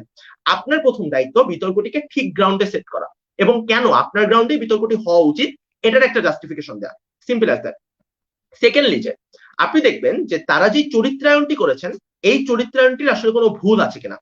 খুব সিম্পল, আপনি যদি মনে করেন যে আপনি চরিত্রায়নটিকে মেনে নেবেন সম্পূর্ণরূপে, আপনার কাছে সেই রাইট আছে, আপনি চরিত্রায়নটিকে মেনেও নিতে পারেন। আপনি যদি মনে করেন যে আপনি চরিত্রায়নটিকে মানবেন না, তাহলে অবশ্যই আপনি নতুন ভাবে চরিত্রায়ন করতে পারেন, যেটিকে আমরা রিক্যারেক্টারাইজেশন বলি। একটা সময় ছিল যখন সংজ্ঞায়ন নিয়ে বিতর্ক হতো, তখন সংজ্ঞায়ন পছন্দ না হলে আপনাকে সংজ্ঞায়ন চ্যালেঞ্জ করতে হতো এবং তখন বিতর্কটা খুবই উদ্ভট রকমের বিতর্ক হতো। তো এখনকার বিতর্কে আপনারা আর সংজ্ঞান চ্যালেঞ্জ দেখতে পারবেন না, কিন্তু এখন বিতর্কে আপনার যদি মনে হয় কোনো টিম ভুল চরিত্রায়ন করেছে, সেক্ষেত্রে অবশ্যই আপনাকে পুনর্চরিত্রায়ন করতে হবে এবং রিক্যারেক্টারাইজ করতে হবে। কোন টিম যদি ঠিকঠাক ভাবেও চরিত্রায়ন করে, তারপরেও কিন্তু আপনার রিক্যারেক্টারাইজ করার অপশন থাকে, কারণ ক্যারেক্টারাইজেশন জিনিসটা এমন যেটি কিন্তু কনফাইন না, যেটি ওপেন থাকে। যেমন খুব সিম্পল, একটা টিম আদিবাসীদেরকে চরিত্রায়ন করেছে এইভাবে যে ভাই দেখেন আদিবাসীরা বছরের পর বছর ধরে নির্যাতিত হচ্ছে, আদিবাসীরা বছরের পর বছর ধরে তারা যেই ল্যান্ডে ছিল সেই ল্যান্ডটিকে হারাচ্ছে, জাস্ট এতটুকু দেখা যাচ্ছে একটা টিম চরিত্রায়ন করে চলে গেছে। আপনি এসে চরিত্রায়ন করলেন যে ভাই দেখেন আমিও বুঝছি যে মূল কনসার্নটি হচ্ছে আদিবাসীরা তাদের ল্যান্ড হারাচ্ছে, কিন্তু ব্যাপারটি কখনোই মূল কনসার্ন এখানে হওয়া উচিত না। আমরা মনে করি আদিবাসীদের মূল সমস্যা যেটি, সেটা হচ্ছে সেখানে একটা কনস্ট্যান্টলি আর্মির অস্তিত্ব আছে এবং এই যে একটা এরিয়াতে যখন আর্মি থাকে তখন কিন্তু আর্মি ওই এরিয়ার মানুষদেরকে স্বাধীনভাবে চলাচল করতে দেয় না। আমরা মনে করি এটাই হচ্ছে আদিবাসীদের মূল কনসার্নের বিষয় এবং আদিবাসীদের চরিত্রায়ন করার জন্য এই যে আর্মিদের প্রতি তাদের যে বিতৃষ্ণা কিংবা দেশের সেনাবাহিনীর সাথে তাদের যেই কনফ্লিক্ট, এই কনফ্লিক্টের ব্যাপারটি আপনাকে মাথায় রাখতে হবে। অর্থাৎ আপনি চাইলে চরিত্রায়নটিকে একটু ভিন্নভাবে করতে পারেন এবং ওই চরিত্রায়নের সাথে কিছু কিছু জিনিস অ্যাড করতে পারেন এবং এই অ্যাড করাটাই আরো বেশি যুক্তিযুক্ত, কারণ আপনি এই চরিত্রায়নটিকে এমন ভাবেই করবেন যেটা আপনার বক্তব্যকে আরো বেশি স্পষ্ট করে, আপনার বিতর্ককে আরো বেশি স্পষ্ট করে, ঠিক আছে? অর্থাৎ বিরোধী দলীয় নেতার কাজ কি হলো? বিরোধী দলীয় নেতার কাজ হচ্ছে সরকার দলের ভুলগুলো খুঁজে বের করা, সরকার দলের বক্তব্যকে খণ্ডন করার চেষ্টা করা। সব খণ্ডন করতে গেলে আপনি 5 মিনিটে কোলায় পারবেন না, কিছু কিছু জিনিস খণ্ডন করা, সরকার দলের সেট ঠিক আছে কিনা এটি চেক করা, পুনর্চরিত্রায়ন করা। এরপরে যে আপনার দায়িত্ব সেটি হচ্ছে আপনার দলের গোলটি কি বা আপনার দলের বেসিক স্ট্র্যাটেজি কি, এই জিনিসটি কিন্তু ওই সরকার দলের মতোই আপনিও প্রমাণ করার চেষ্টা করবেন, যে মানে দেখানোর চেষ্টা করবেন যে ভাই দেখেন আমরাও মানি যে আসলে ঢাকা সিটির পরিবেশটিকে আমরাও হচ্ছে ভালো করার চেষ্টা করবো, কিন্তু অন্যভাবে আমাদের উপায়টি এটি। এরকম ভাবে আপনিও কিন্তু আপনার গোলটিকে জাজের সামনে প্রমাণ মানে ফুটিয়ে তুলতে পারেন। কিংবা যদি আপনি মনে করেন যে সরকার দল যে গোলটি সেট করে গেছে আপনার গোলও সেম, তাহলে আসলে আর এটি নিয়ে খুব বেশি ডিসকাশন করার দরকার নেই। এটি হচ্ছে আপনার পরবর্তী দায়িত্ব। তারপরে যে দায়িত্বটা আপনার থাকে সেটি হচ্ছে আপনার নিজের দলের যেই যুক্তিগুলো ছিল, যেমন প্রধানমন্ত্রী যেমন 1 2 3 করে যুক্তিগুলো বলেছিল, আপনার দলেরও আপনারও দায়িত্ব থাকবে এই যুক্তিগুলোকে উপস্থাপন করা। তারপরে যে আপনার দলের দায়িত্ব সিমিলার, যে আপনি হচ্ছে একটা বা দুটি যুক্তিকে ব্যাখ্যা করবেন, সেটার পক্ষের উদাহরণ দিবেন, সেটিকে লিঙ্ক আপ করবেন আপনার মোশনের সাথে। তারপরে আপনিও চাইলে হচ্ছে আপনার দলের বাকি 2 জন বক্তাকে আপনার দায়িত্বগুলোকে বন্টন করে দিতে পারেন। যেমন আপনার দলের বাকি একটা যুক্তি বিরোধী দলীয় উপনেতা বলবেন, ও বিরোধী দলীয় হুইপ এসে কিভাবে আসলে সাম আপ করবেন বা তার কাজটি কি হবে, এই জিনিসগুলো আপনি চাইলে আসলে এভাবে দায়িত্বটি বন্টন করে দিতে পারেন। সিম্পল। সো বিরোধী দলীয় নেতার কাজ হচ্ছে খুব সিম্পলি এরকম। বিরোধী দলীয় নেতার যখন কাজ শেষ হয়ে যায়, তারপরে বক্তব্য দিতে আসেন ডেপুটি প্রাইম মিনিস্টার। অর্থাৎ এখন আমরা চিন্তা করবো ডেপুটি প্রাইম মিনিস্টারের রোলটি কি। ডেপুটি প্রাইম মিনিস্টারের প্রথম রোল হচ্ছে বিরোধী দলীয় নেতা যেই কথাবার্তাগুলোকে বলেছেন কিংবা যেই যুক্তিগুলোকে উপস্থাপন করার চেষ্টা করেছে, সেই যুক্তিগুলোর ভুল খুঁজে বের করা, কিংবা সেই যুক্তিগুলো কেন ভুল, কেন অসত্য, কেন আনইম্পর্টেন্ট, এই ব্যাপারগুলো হাউজের সামনে প্রমাণ করার চেষ্টা করা। অর্থাৎ এক কথায় বিরোধী দলে মানে বিরোধী দলের নেতার যুক্তির যুক্তি খণ্ডন করা। এটি হচ্ছে সরকার দলীয় দ্বিতীয় বক্তা অর্থাৎ ডেপুটি প্রাইম মিনিস্টারের প্রথম দায়িত্ব। ডেপুটি প্রাইম মিনিস্টার তারপরে দায়িত্ব কি? তারপরে দায়িত্ব হচ্ছে তার দলের অনেকগুলো যুক্তি কিন্তু অলরেডি খণ্ডন হয়ে গেছে, মানে প্রধানমন্ত্রীকে কিন্তু অনেকভাবে ব্যাশ করার চেষ্টা করেছেন বিরোধী দলের নেতা এসে। অর্থাৎ প্রধানমন্ত্রী যেই কথাবার্তাগুলোকে খণ্ডন করা হয়ে গেছে, সেই কথাবার্তাগুলার এই খণ্ডনকে মানে আবারও আসলে রিফ্রেম করা কিংবা হচ্ছে রিঅ্যাসার্ট করা, মানে আবারও হচ্ছে এই ব্যাপারগুলোকে স্ট্যাবলিশ করার চেষ্টা করা যে ভাই দেখো তুমি যেটাকে ভাঙার চেষ্টা করেছো এটাকে তুমি ভাঙতে পারো না, কারণ তুমি এই কথাবার্তাগুলো বুঝতে পারোনি। যেমন বিরোধী দল এসে দেখা যাচ্ছে বলার চেষ্টা করলো যে ভাই দেখেন আপনি তো আসলে বলতেছেন যে মাইগ্রেশন ঠেকাই দিবেন, কিন্তু মাইগ্রেশন যদি আপনি ঠেকাই দেন তাহলে তো ইভেনচুয়ালি আপনার দেশের অন্য অঞ্চলের মানুষজন গুলাকে তো আপনি ডিসক্রিমিনেট করতেছেন, কারণ ঢাকায় আপনার হচ্ছে অনেক বেশি শিক্ষা প্রতিষ্ঠান আছে, ঢাকায় আপনার হচ্ছে হাসপাতাল আছে অনেক ভালো ভালো, আপনি যদি মাইগ্রেশন আটকাই দেন তাহলে তো ইভেনচুয়ালি আপনি কখনো হচ্ছে ওই এরিয়ার মানুষজনগুলোর উন্নয়ন করতে পারবেন না। কারণ আপনি এসে বলবেন আরে ভাই আপনি তো ভুল বলছেন, আমরা তো বলি নাই মাইগ্রেশনকে আমরা আটকাই দিব। আমরা যেটা বলার চেষ্টা করছি সেটা হচ্ছে আপনি যদি ডিসেন্ট্রালাইজ করেন তাহলে আপনার মাইগ্রেট করারই দরকার পড়বে না। খুব সিম্পল, কারণ আপনি ডিসেন্ট্রালাইজ করার অর্থ হচ্ছে এই যে ঢাকায় যে ভালো ভালো হাসপাতালগুলো আছে, ঢাকায় যে ভালো ভালো শিক্ষা প্রতিষ্ঠানগুলো আছে, ঢাকায় যে বড় বড় অফিসগুলো আছে, এই জিনিসগুলোকে আমরা ছড়িয়ে দিব মানে সেই অফিসগুলো যশোরেও থাকবে, সেই অফিসগুলো গাইবান্ধাতেও যাবে, ভালো ভালো হসপিটালগুলো আমরা সিলেটেও নিয়ে যাব। এইভাবে যখন আমি কারবারগুলো যখন করব তখন খুব সিম্পল আপনার মাইগ্রেট করারই প্রয়োজন পড়বে না। এই যে আমি ভালোভাবে আবার দেখালাম যে ভাই আপনি আমার যেই যুক্তিটাকে খণ্ডন করার চেষ্টা করেছেন সেই যুক্তিটা আসলে আপনি বুঝেন নাই, বা সেই যুক্তিটি আসলে দেখতে এমন। এই যে রিঅ্যাসার্ট করা কিংবা পুনরায় এস্টাবলিশ করা, এই কাজটি কিন্তু সরকার দলীয় মন্ত্রী কিংবা deputy prime minister second important দায়িত্ব। তৃতীয় কাজ যেটা, এরপরে কাজ আর খুব বেশি না। তৃতীয় কাজটি হচ্ছে খুব সিম্পল, সেটি হচ্ছে আপনার দলের যে বাকি যুক্তিগুলি ছিল সেই বাকি যুক্তিগুলো আপনি উপস্থাপন করবেন। খুব সিম্পল, বাকি যুক্তিগুলো উপস্থাপন করবেন। এবং সবচেয়ে গুরুত্বপূর্ণ আমাদের মধ্যে একটি ভুল ধারণা আছে, সেটি হচ্ছে সেকেন্ড স্পিকার, দুই দলের সেকেন্ড স্পিকার কোনো নতুন যুক্তি দিতে পারে না। না, এটা মিথ্যা কথা। সেকেন্ড স্পিকার চাইলে যত খুশি তত নতুন যুক্তি দিতে পারে, কিন্তু সেই নতুন যুক্তিটি অবশ্যই তাদের দলের যে মূল কাঠামো সেই মূল কাঠামোর বাইরে যেতে পারবে না। মানে দেখা যাচ্ছে আপনি বলছেন যে আপনি প্রধানমন্ত্রী হিসেবে গোল সেট করে গেছেন যে আপনি পরিবেশ নিয়ে কথাবার্তা বলবেন, এখন আপনি এসে একটি যুক্তি দিলেন, সেই যুক্তিটি কখনোই পরিবেশের সাথে লিঙ্ক আপ না, রাদার দেন সেই যুক্তিটি কমপ্লিটলি ইকোনমিক্যাল আসপেক্টের যুক্তি। এই যে পরিবেশের সাথে লিঙ্ক আপ না এরকম একটি যুক্তি যদি আপনি দেন, এইরকম যুক্তি আপনি দিতে পারবেন না।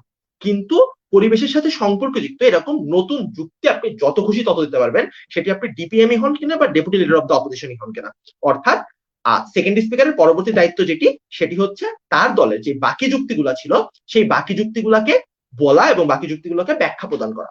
লাস্টলি সে নিজে যে বক্তব্যগুলোকে উপস্থাপন করেছে সেগুলো একটা ছোট্ট সামারি করা, যেমন সে দেখাবে যে ভাই দেখেন আমি বিরোধী দলীয় নেতার সব যুক্তি খণ্ডন করেছি, আমি আমার দলের বাকি যুক্তিগুলোকে প্রমাণ করে দেখিয়েছি কেন আমাদের দল ভালো।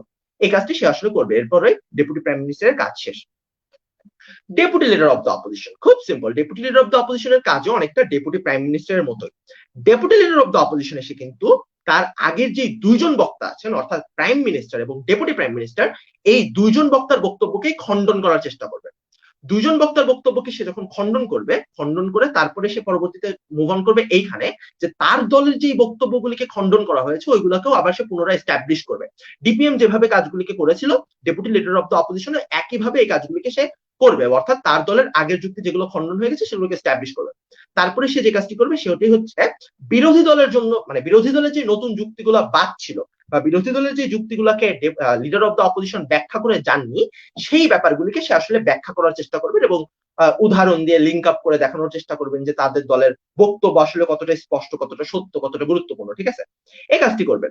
Lastly deputy leader of the opposition যে কাজটি করবেন সেটি হচ্ছে তিনি তার বক্তব্য মানে সে নিজে যে পার্সোনালি যে স্পিচটা দিয়েছেন সেই স্পিচটাকে সে সাম আপ করার চেষ্টা করবেন। কুল, এভাবে ডেপুটি লিডার অফ দ্য অপোজিশনের দায়িত্ব শেষ। এখনো পর্যন্ত কি আমরা কোনো প্রশ্ন পেয়েছি? একটু পানি খাই। আরহাম,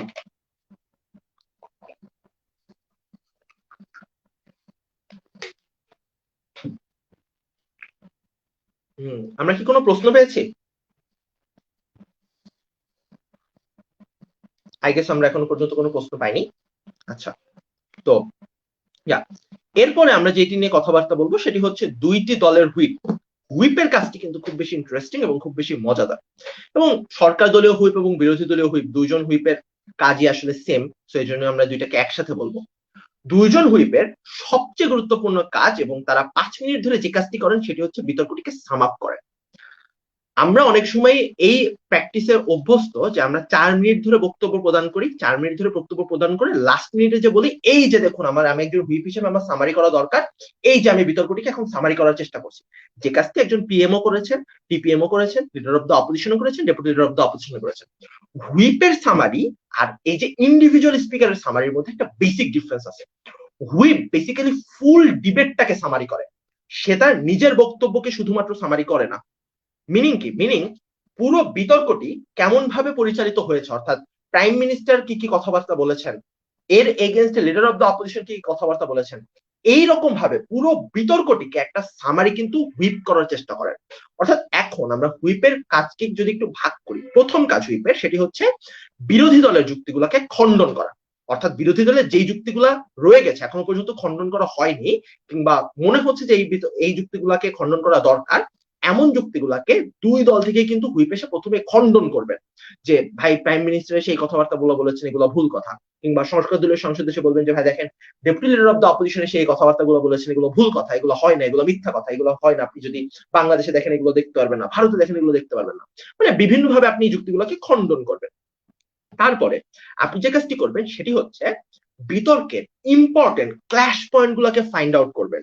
এই যে ক্ল্যাশ পয়েন্ট গুলো ফাইন্ড আউট করা বলতে আমি কি বুঝাই, এইটির মাধ্যমে কিন্তু একজন হুইপ তার সামারির কাজে ঢুকে এবং সবচেয়ে গুরুত্বপূর্ণ কাজটি সম্পন্ন করে।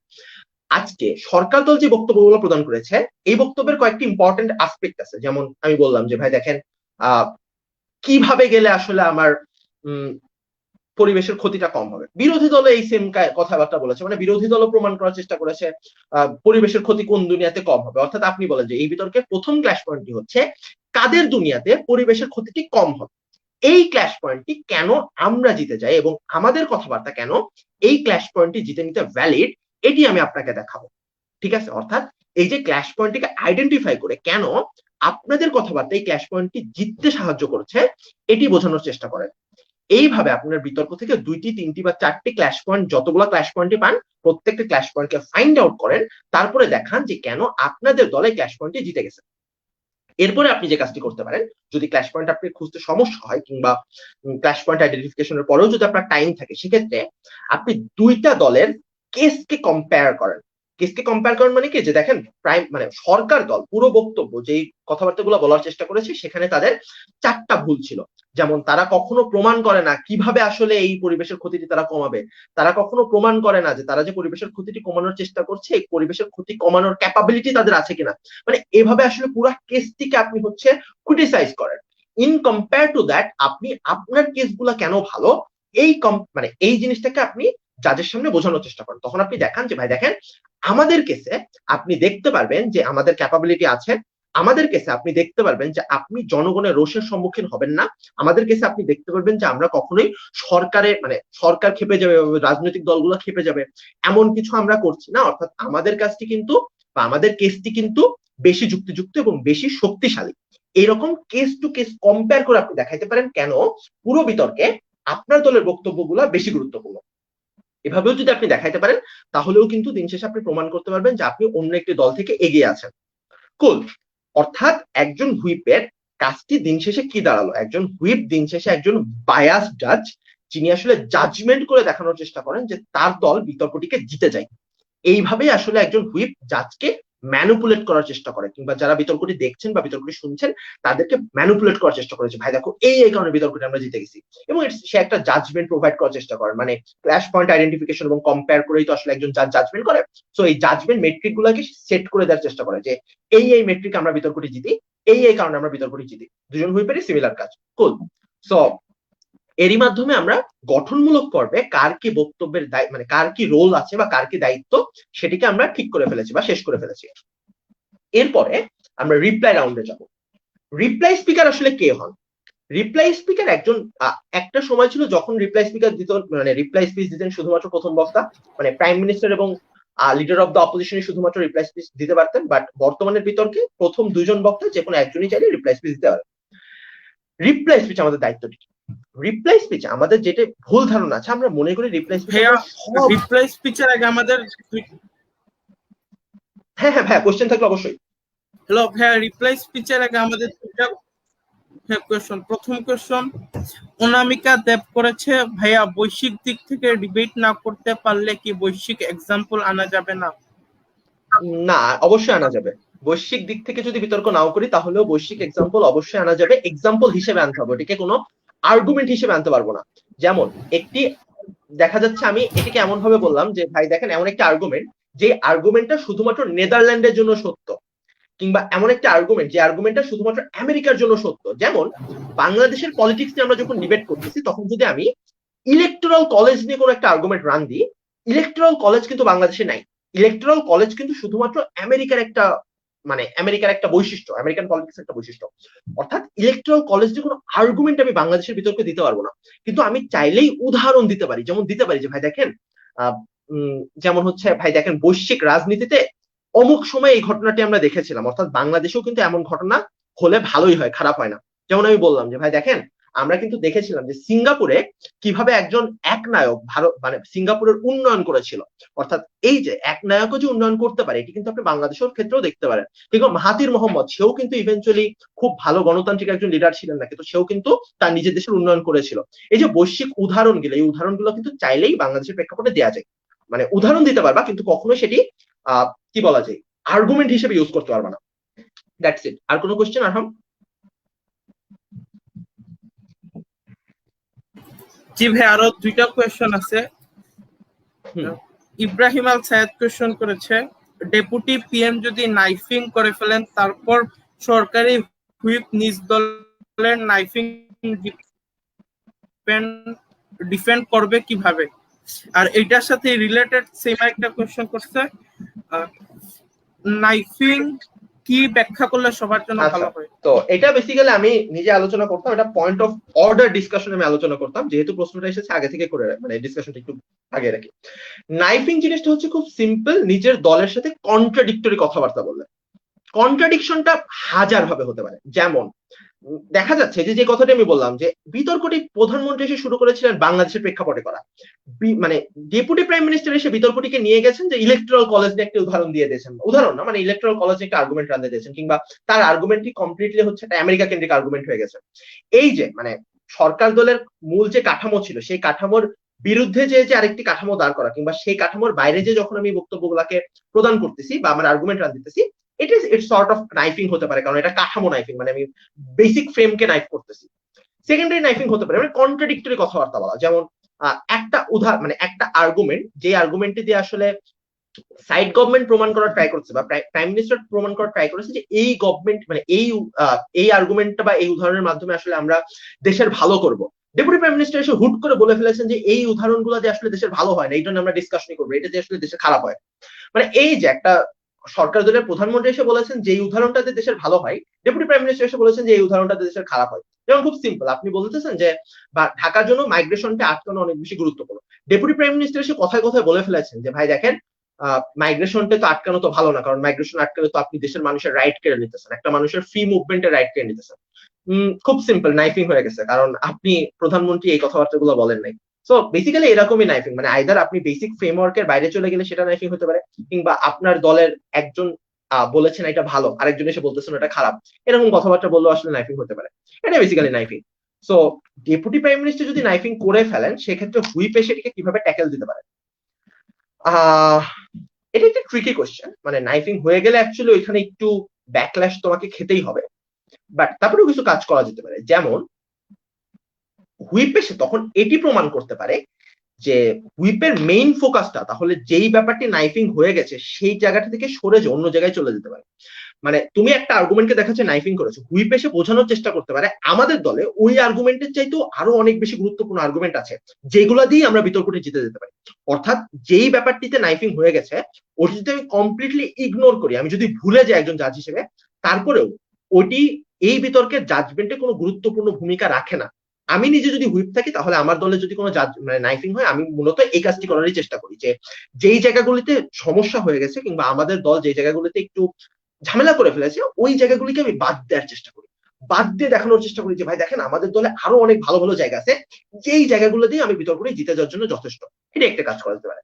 দ্বিতীয়ত, যদি এমন হয় যে কোনো একটা স্লিপ অফ টাং কোনো টিমের কোনো একটা মেম্বার মানে একটা ভুল কথা বলে ফেলেছে, যেমন ভালো বলতে খারাপ বলে ফেলেছে, খারাপ বলতে ভালো বলে ফেলেছে, তখন এটা হুইপের রেসপন্সিবিলিটি, সে এসে এই জিনিসটাকে একটু ক্লিয়ারিফাই করার চেষ্টা করতে পারে যে ভাই দেখেন প্রথম থেকেই আমরা এই কথাটাই বোঝানোর চেষ্টা করছি, আমাদের দলের মূল স্ট্যান্ড এটি, আমাদের দলের এই উদাহরণ মানে আমাদের দলের স্ট্র্যাটেজি এটি, অর্থাৎ যেই ভুলটি হয়ে গেছে সেই ভুলটিকে একটু ক্লিয়ারিফাই করা যে ভাই দেখেন যেটি আপনি যদি কনফিউজ হয়ে যান, কনফিউজ হয়েন না, কারণ আমরা এটি নিয়ে কথাবার্তা বলছি। এই কাজটি হুইপ এসে চাইলে করতে পারে। সো মূলত এই দুটি কাজই করা যায়। একটা হচ্ছে যে সবচেয়ে গুরুত্বপূর্ণ যেটা, এটা বোঝানো যেখানে আপনারা আপনাদের দল ঝামেলা করছে ওই জায়গাগুলিকে বাদ দিয়েও কেন আপনার দলের ভালো ভালো জায়গা আছে সেটিতেই কেন আপনি বিতর্কটি জিততে পারেন এটি প্রমাণ করা, এবং দুই, যদি কোনো কনফিউশন ক্রিয়েট হয় ডিবেটে, কনফিউশনটাকে আপনি ক্লিয়ার করে দিতে পারেন। That's it. আই গেস বুঝাইতে পারছি। আরহাম,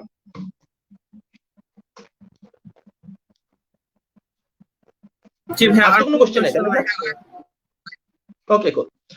সো তারপরে আমরা যাবো রিপ্লাই রাউন্ডে। সো আমাদের রিপ্লাই রাউন্ডে যেটি ভুল ধারণা আছে সেটি হচ্ছে আমরা রিপ্লাই রাউন্ডে সব যুক্তি খণ্ডন করে উদ্ধার করে ছেড়ে দিব, ব্যাপারটি এরকম না। রিপ্লাই রাউন্ডে বেসিক্যালি আমাকে প্রমাণ করা লাগে যে আমি বিতর্কটি অলরেডি জিতে গেছি। অর্থাৎ reply round to some extent একটা কম্পারেটিভস, এবং এই কম্পারেটিভসে দেখাই থাকে কেন আমরা বিতর্কটি অলরেডি জিতে গেছি, কোন কোন পয়েন্টগুলোতে আমরা জিতে গেছি। মানে the difference between whip speech and reply speeches, whip স্পিচে আমি দেখাই এইভাবে বিতর্কটি আমরা জিতছি, আমার বক্তব্য দিয়ে আমি বিতর্কটি জিতবো, ঠিক আছে। আর রিপ্লাই স্পিচে আমরা দেখাই বিতর্কটি অলরেডি আমরা জিতে গেছি, অর্থাৎ বিতর্কে অলরেডি কি কি হয়ে গেছে এই ডিসকাশনটি আসলে আমার রিপ্লাই স্পিচ। মানে এটাও টু সাম এক্সটেন্ট একটা কম্পারেটিভ সামারি, যেমন দেখানো যায় ভাই দেখেন এই বিতর্কে আমাদের বিরোধী দল এটি এটি এটি প্রমাণ করার চেষ্টা করেছে কিন্তু তারা এটি এটি প্রমাণ করতে পারে নাই, ইন কন্ট্রাডিক্টরি আমরা আসলে এই ব্যাপারগুলির এগেইনস্টে এই ব্যাপারগুলি প্রমাণ করেছি, সুতরাং আমরা বিতর্কটি জিতি। এইভাবে আসলে কম্পারেটিভ গুলো সেট করা রিপ্লাই স্পিচের প্রথম কাজ। রিপ্লাই স্পিচে তাহলে আর কি কি কাজ করা যেতে পারে? যুক্তি কি একদমই খণ্ডন করা যাবে না? যাবে, কিন্তু একটু ট্রিকি ওয়েতে খণ্ডন করবা। তখন এটা কম্পারেটিভ আকারে যুক্তিগুলোকে খণ্ডন করতে হবে যে ভাই দেখেন আমার বিরোধী দল মনে করেছে যে তারা এটি প্রমাণ করে ফেলেছে কিন্তু আসলে প্রমাণ করতে পারেনি। কেন? কারণ তারা যদি প্রমাণ করতে পারতো তাহলে এরা এই জায়গাটি নিয়েও কথাবার্তা বলতো, তারা কিন্তু এই জায়গা নিয়ে কথাবার্তা বলে না। কিংবা তারা মনে করতেছে যে বাংলাদেশের সব মানুষ এটি মেনে নেবে, আসলে মেনে নিবে না, কারণ এই কারণে তারা কিন্তু মেনে নেয় নাই। অর্থাৎ একটা কম্পারেটিভস এর মধ্যে আপনার যুক্তির খণ্ডন গুলাকে ঢুকিয়ে দেন, দিয়ে বোঝান যে ভাই তারা তাদের জায়গাতে ফেল করছে, আমরা আমার জায়গাতে ভালো করছি। রিপ্লাই স্পিচে আর কি করা যায়? রিপ্লাই স্পিচে আর যেটা করা যায় সেটা হচ্ছে বিতর্কে কিছু প্রশ্ন উদ্ভূত হয় কিংবা কোনো টিম কোনো প্রশ্ন ছুড়ে দিয়ে যায়, এই প্রশ্নগুলোর উত্তর দিয়ে যাওয়া। যে সিম্পল দেখা যাচ্ছে একটা বিতর্ক থেকে বলা যায় আচ্ছা ঠিক আছে তাহলে বিতর্কটি কারা জিতবে? ওই দলটি জিতবে যারা সবচেয়ে বেশি মানুষের ভালো করতে পারে, ওই দলটি জিতবে যারা দেশের ইকোনমির সাথে রিলেটেড কথাবার্তা বলতে পারে, ওই দলটি জিতবে যারা হচ্ছে দেশের পরিবেশের ভালো করতে পারে। তখন যে আমরা দেখাবো যে ভাই দেখেন এইভাবে এই যে মানে আমরা দেশের সবচেয়ে বেশি ভালো মানুষের মানে সবচেয়ে বেশি মানুষের ভালো করেছি, আমরা দেশের ইকোনমির সাথে সবচেয়ে স্টেবল কথাবার্তা বলেছি, আমরাই দেশের হচ্ছে পরিবেশের ভালোর জন্য কাজবাজ করেছি, ঠিক আছে। তো এই যে প্রশ্নগুলোর উত্তর দিয়ে যাওয়া কিন্তু রিপ্লাই স্পিচের আরেকটি গুরুত্বপূর্ণ দায়িত্ব। সো দুই দলের রিপ্লাই স্পিচে কিন্তু এইভাবে জিনিসটি কাজ করে। রিপ্লাই স্পিচে আরেকটি কাজ করা যেতে পারে, সেটা হচ্ছে বিরোধী দলীয় হুইপ কিংবা সরকার দলীয় হুইপ যদি কোনো যুক্তি দিয়ে যায়, অর্থাৎ নতুন ভাবে বিতর্কটিকে সাজানোর চেষ্টা করে, ওই জিনিসটিকে তোমরা খণ্ডন করতেই পারো। কারণ যেহেতু হুইপের স্পিচের পরে আসলে রিপ্লাই স্পিচ আসে, হুইপ যেহেতু নতুন কোনো কথাবার্তা বলতে পারে। আচ্ছা, এখানে একটা জিনিস বলে রাখা ভালো, আমি কিন্তু ইয়াতে বলতে ভুলে গেছি, মানে গঠনমূলক পর্বের ডিসকাশনে বলতে ভুলে গেছি, একটা দলের হুইপ কখনো নতুন যুক্তি দিতে পারে না, হুইপ একদম ফ্রেশ নিউ আর্গুমেন্ট কখনোই দিতে পারবে না। রিপ্লাই স্পিচেও কোনো ফ্রেশ নিউ আর্গুমেন্ট দেওয়া যাবে না, এই দুটা প্রহিবিটেড। মানে হুইপ স্পিচ এবং রিপ্লাই স্পিচে কোনো টিমের কোনো স্পিকার নতুন ফ্রেশ নিউ আর্গুমেন্ট দিতে পারবে না, এটা মনে রাখাটা গুরুত্বপূর্ণ। কিন্তু যদি কোনো টিম মানে একটু ডিবেটে অনেক সময় হয় না যে ট্রিকি ওয়েতে ডিবেটটাকে একটু ঘুরিয়ে দেওয়ার চেষ্টা করেছে হুইপ এসে, কিংবা এমন কিছু অ্যানালাইসিস দিছে যে অ্যানালাইসিসটা গুরুত্বপূর্ণ, মনে হচ্ছে যে আচ্ছা এই অ্যানালাইসিসের জন্য তো একটা টিম ডিবেট জিতে যেতে পারে, ঠিক আছে। তো তখন তুমি হুইপ হিসেবে ওই রিপ্লাই স্পিকার হিসেবে ওই অ্যানালাইসিস গুলাকে অ্যাটাক করতে পারো, ওই এক্সাম্পল গুলাকে অ্যাটাক করতে পারো। বাট এটা একটু দৃষ্টিকটু যে হুইপ এসে মানে রিপ্লাই স্পিকার এসে একদম পিএম থেকে শুরু করে সবার যুক্তি খণ্ডন করতেছে যে পিএম এ কথা বলেছে এটি ভুল, ডিপিএম এ কথা বলেছে এটি ভুল। এই কাজটি সচরাচর করা উচিত না, মানে করলেও যে বাংলা সার্কিটে বা বাংলা ডিবেটে যে এগুলোকে মাইনাস মার্কিং করা হয় ব্যাপারটা এরকম না, তবে করা উচিত না। রিপ্লাই স্পিচে বেসিক্যালি সাম আপ করে কম্পারেটিভ ড্র করা যে কেন বিতর্কটি তোমরা জিতে গেছো, এবং একদম লাস্ট মোমেন্টে যদি কোনো নতুন অ্যানালাইসিস হয় সেই অ্যানালাইসিস গুলাকে খণ্ডন করা এবং বিতর্ক থেকে উদ্ভূত প্রশ্নগুলোর জবাব দিয়েছে, এটাই মূলত রিপ্লাই স্পিচের দায়িত্ব, মানে রিপ্লাই স্পিকারের দায়িত্ব। সো বেসিক্যালি এই গেল হচ্ছে বিতর্কের রোল প্লে, বা কে কোন পজিশনে কি কি নিয়ে কথাবার্তা বলবে, কেমন কথাবার্তা বলবে, এটি ছিল ওভারঅল রোল প্লে নিয়ে কথাবার্তা। এতটুকু বুঝতে কি কারোর কোনো সমস্যা আছে, বা এখানে কি কারোর কোনো কোশ্চেন আছে? আর হ্যাঁ, আমরা কি আর কোনো নতুন প্রশ্ন পেয়েছি?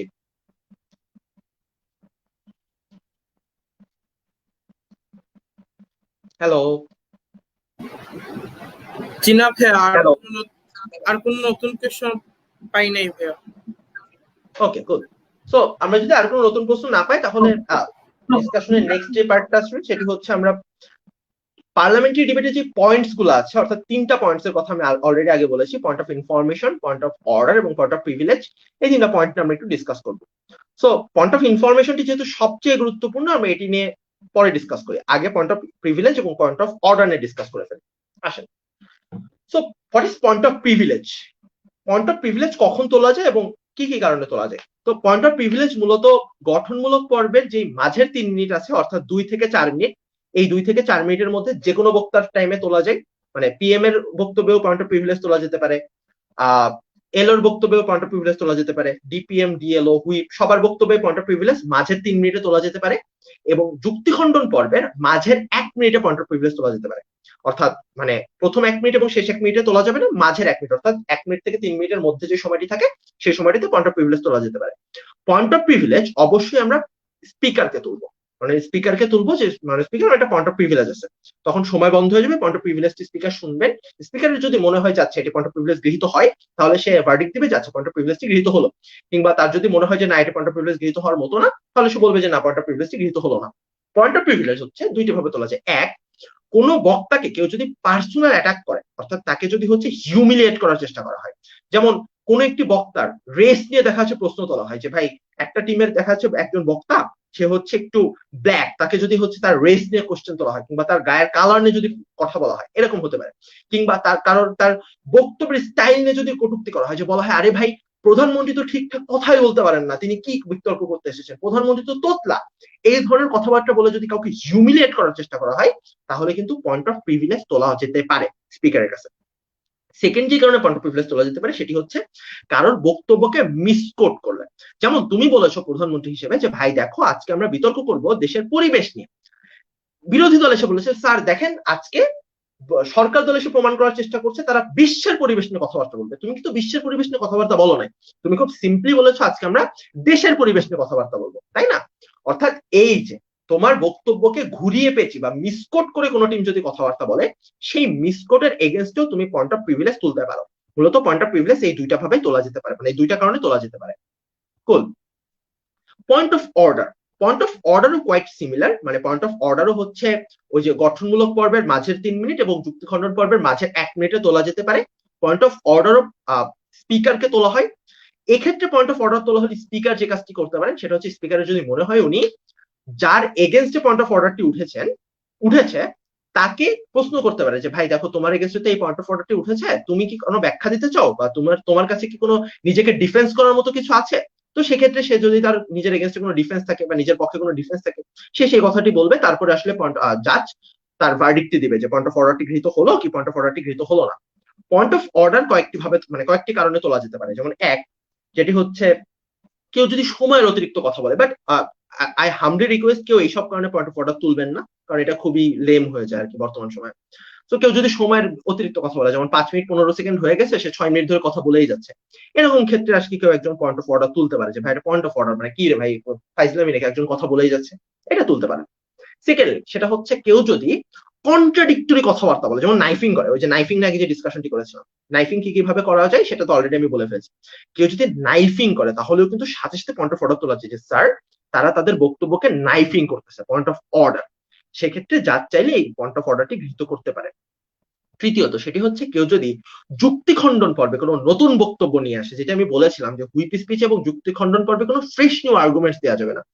এরকম সময়ে কেউ যদি কোনো ফ্রেশ নিউ আর্গুমেন্টস নিয়ে আসে বিশেষত যুক্তি খণ্ডন পর্বে, সেটি কিন্তু অবশ্যই পয়েন্ট অফ অর্ডারের আওতাধীন, এবং পয়েন্ট অফ অর্ডারটি কিন্তু এক্ষেত্রে কিন্তু অবশ্যই তুলতে হবে।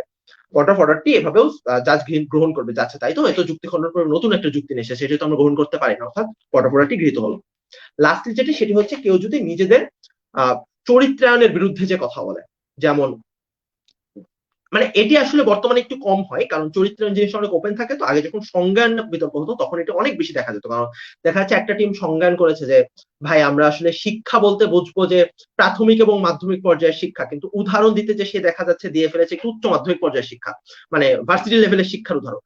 অর্থাৎ এই যে তার যে সংজ্ঞানটি ছিল যে শিক্ষা বলতে আমরা প্রাথমিক এবং মাধ্যমিক লেভেলের শিক্ষা বুঝবো, এই সংজ্ঞানের বিরুদ্ধে যে সে যখন কোনো কথাবার্তা বলে, এটিও কিন্তু একটি পয়েন্ট অফ অর্ডারের আওতাধীন হয়। চরিত্রায়নে এটি হতে পারে, যেমন তুমি যখন চরিত্রায়ন করেছো যে আমরা আদিবাসী বলতে বাংলাদেশের আদিবাসী নিয়ে কথাবার্তা বলবো, এবং তুমি যুক্তি দিতে যে এমন আদিবাসীদেরকে নিয়ে কথাবার্তা বলতেছো যারা হইতেছে মিয়ানমারের আদিবাসী কিংবা যারা হচ্ছে ভারতের আদিবাসী। এই যে মানে নিজের চরিত্রায়নের বিরুদ্ধে যে যদি তুমি অনেক বেশি কথাবার্তা বলা শুরু করো এবং আর্গুমেন্ট রান করা শুরু করো, সেটিও কিন্তু পয়েন্ট অফ অর্ডারের আওতাধীন হবে। ঠিক আছে, সো পয়েন্ট অফ অর্ডার তাহলে আমরা এই কয়েকটি কারণে তুলতে পারি। কুল, এগুলো গেল পয়েন্ট অফ অর্ডার। লাস্ট যে পয়েন্টটা সেটা হচ্ছে পয়েন্ট অফ ইনফরমেশন, এবং which is very very important. এবং পয়েন্ট অফ ইনফরমেশন কিন্তু অবশ্যই একজন বক্তার নেওয়া উচিত। এটা তাদের বক্তব্যের মুনশিয়ানাকেও প্রচার করে এবং একই সাথে বক্তব্যকে অনেক বেশি এঙ্গেজিং করে, কারণ কোনো টিম যদি মনে করে যে এখনই আমার এঙ্গেজ করতে হবে, সে কিন্তু তাহলে সেটাকে এঙ্গেজ করতে পারে। কিংবা তুমিও এটা বুঝাইতে পারো যে ভাই দেখো ও যতই কঠিন কঠিন প্রশ্ন করুক না কেন, আমি কিন্তু উত্তর দিয়ে দিতে পারছি, অর্থাৎ আমার কেসটা এত বেশি শক্তিশালী, আমার বক্তব্য এত বেশি শক্তিশালী।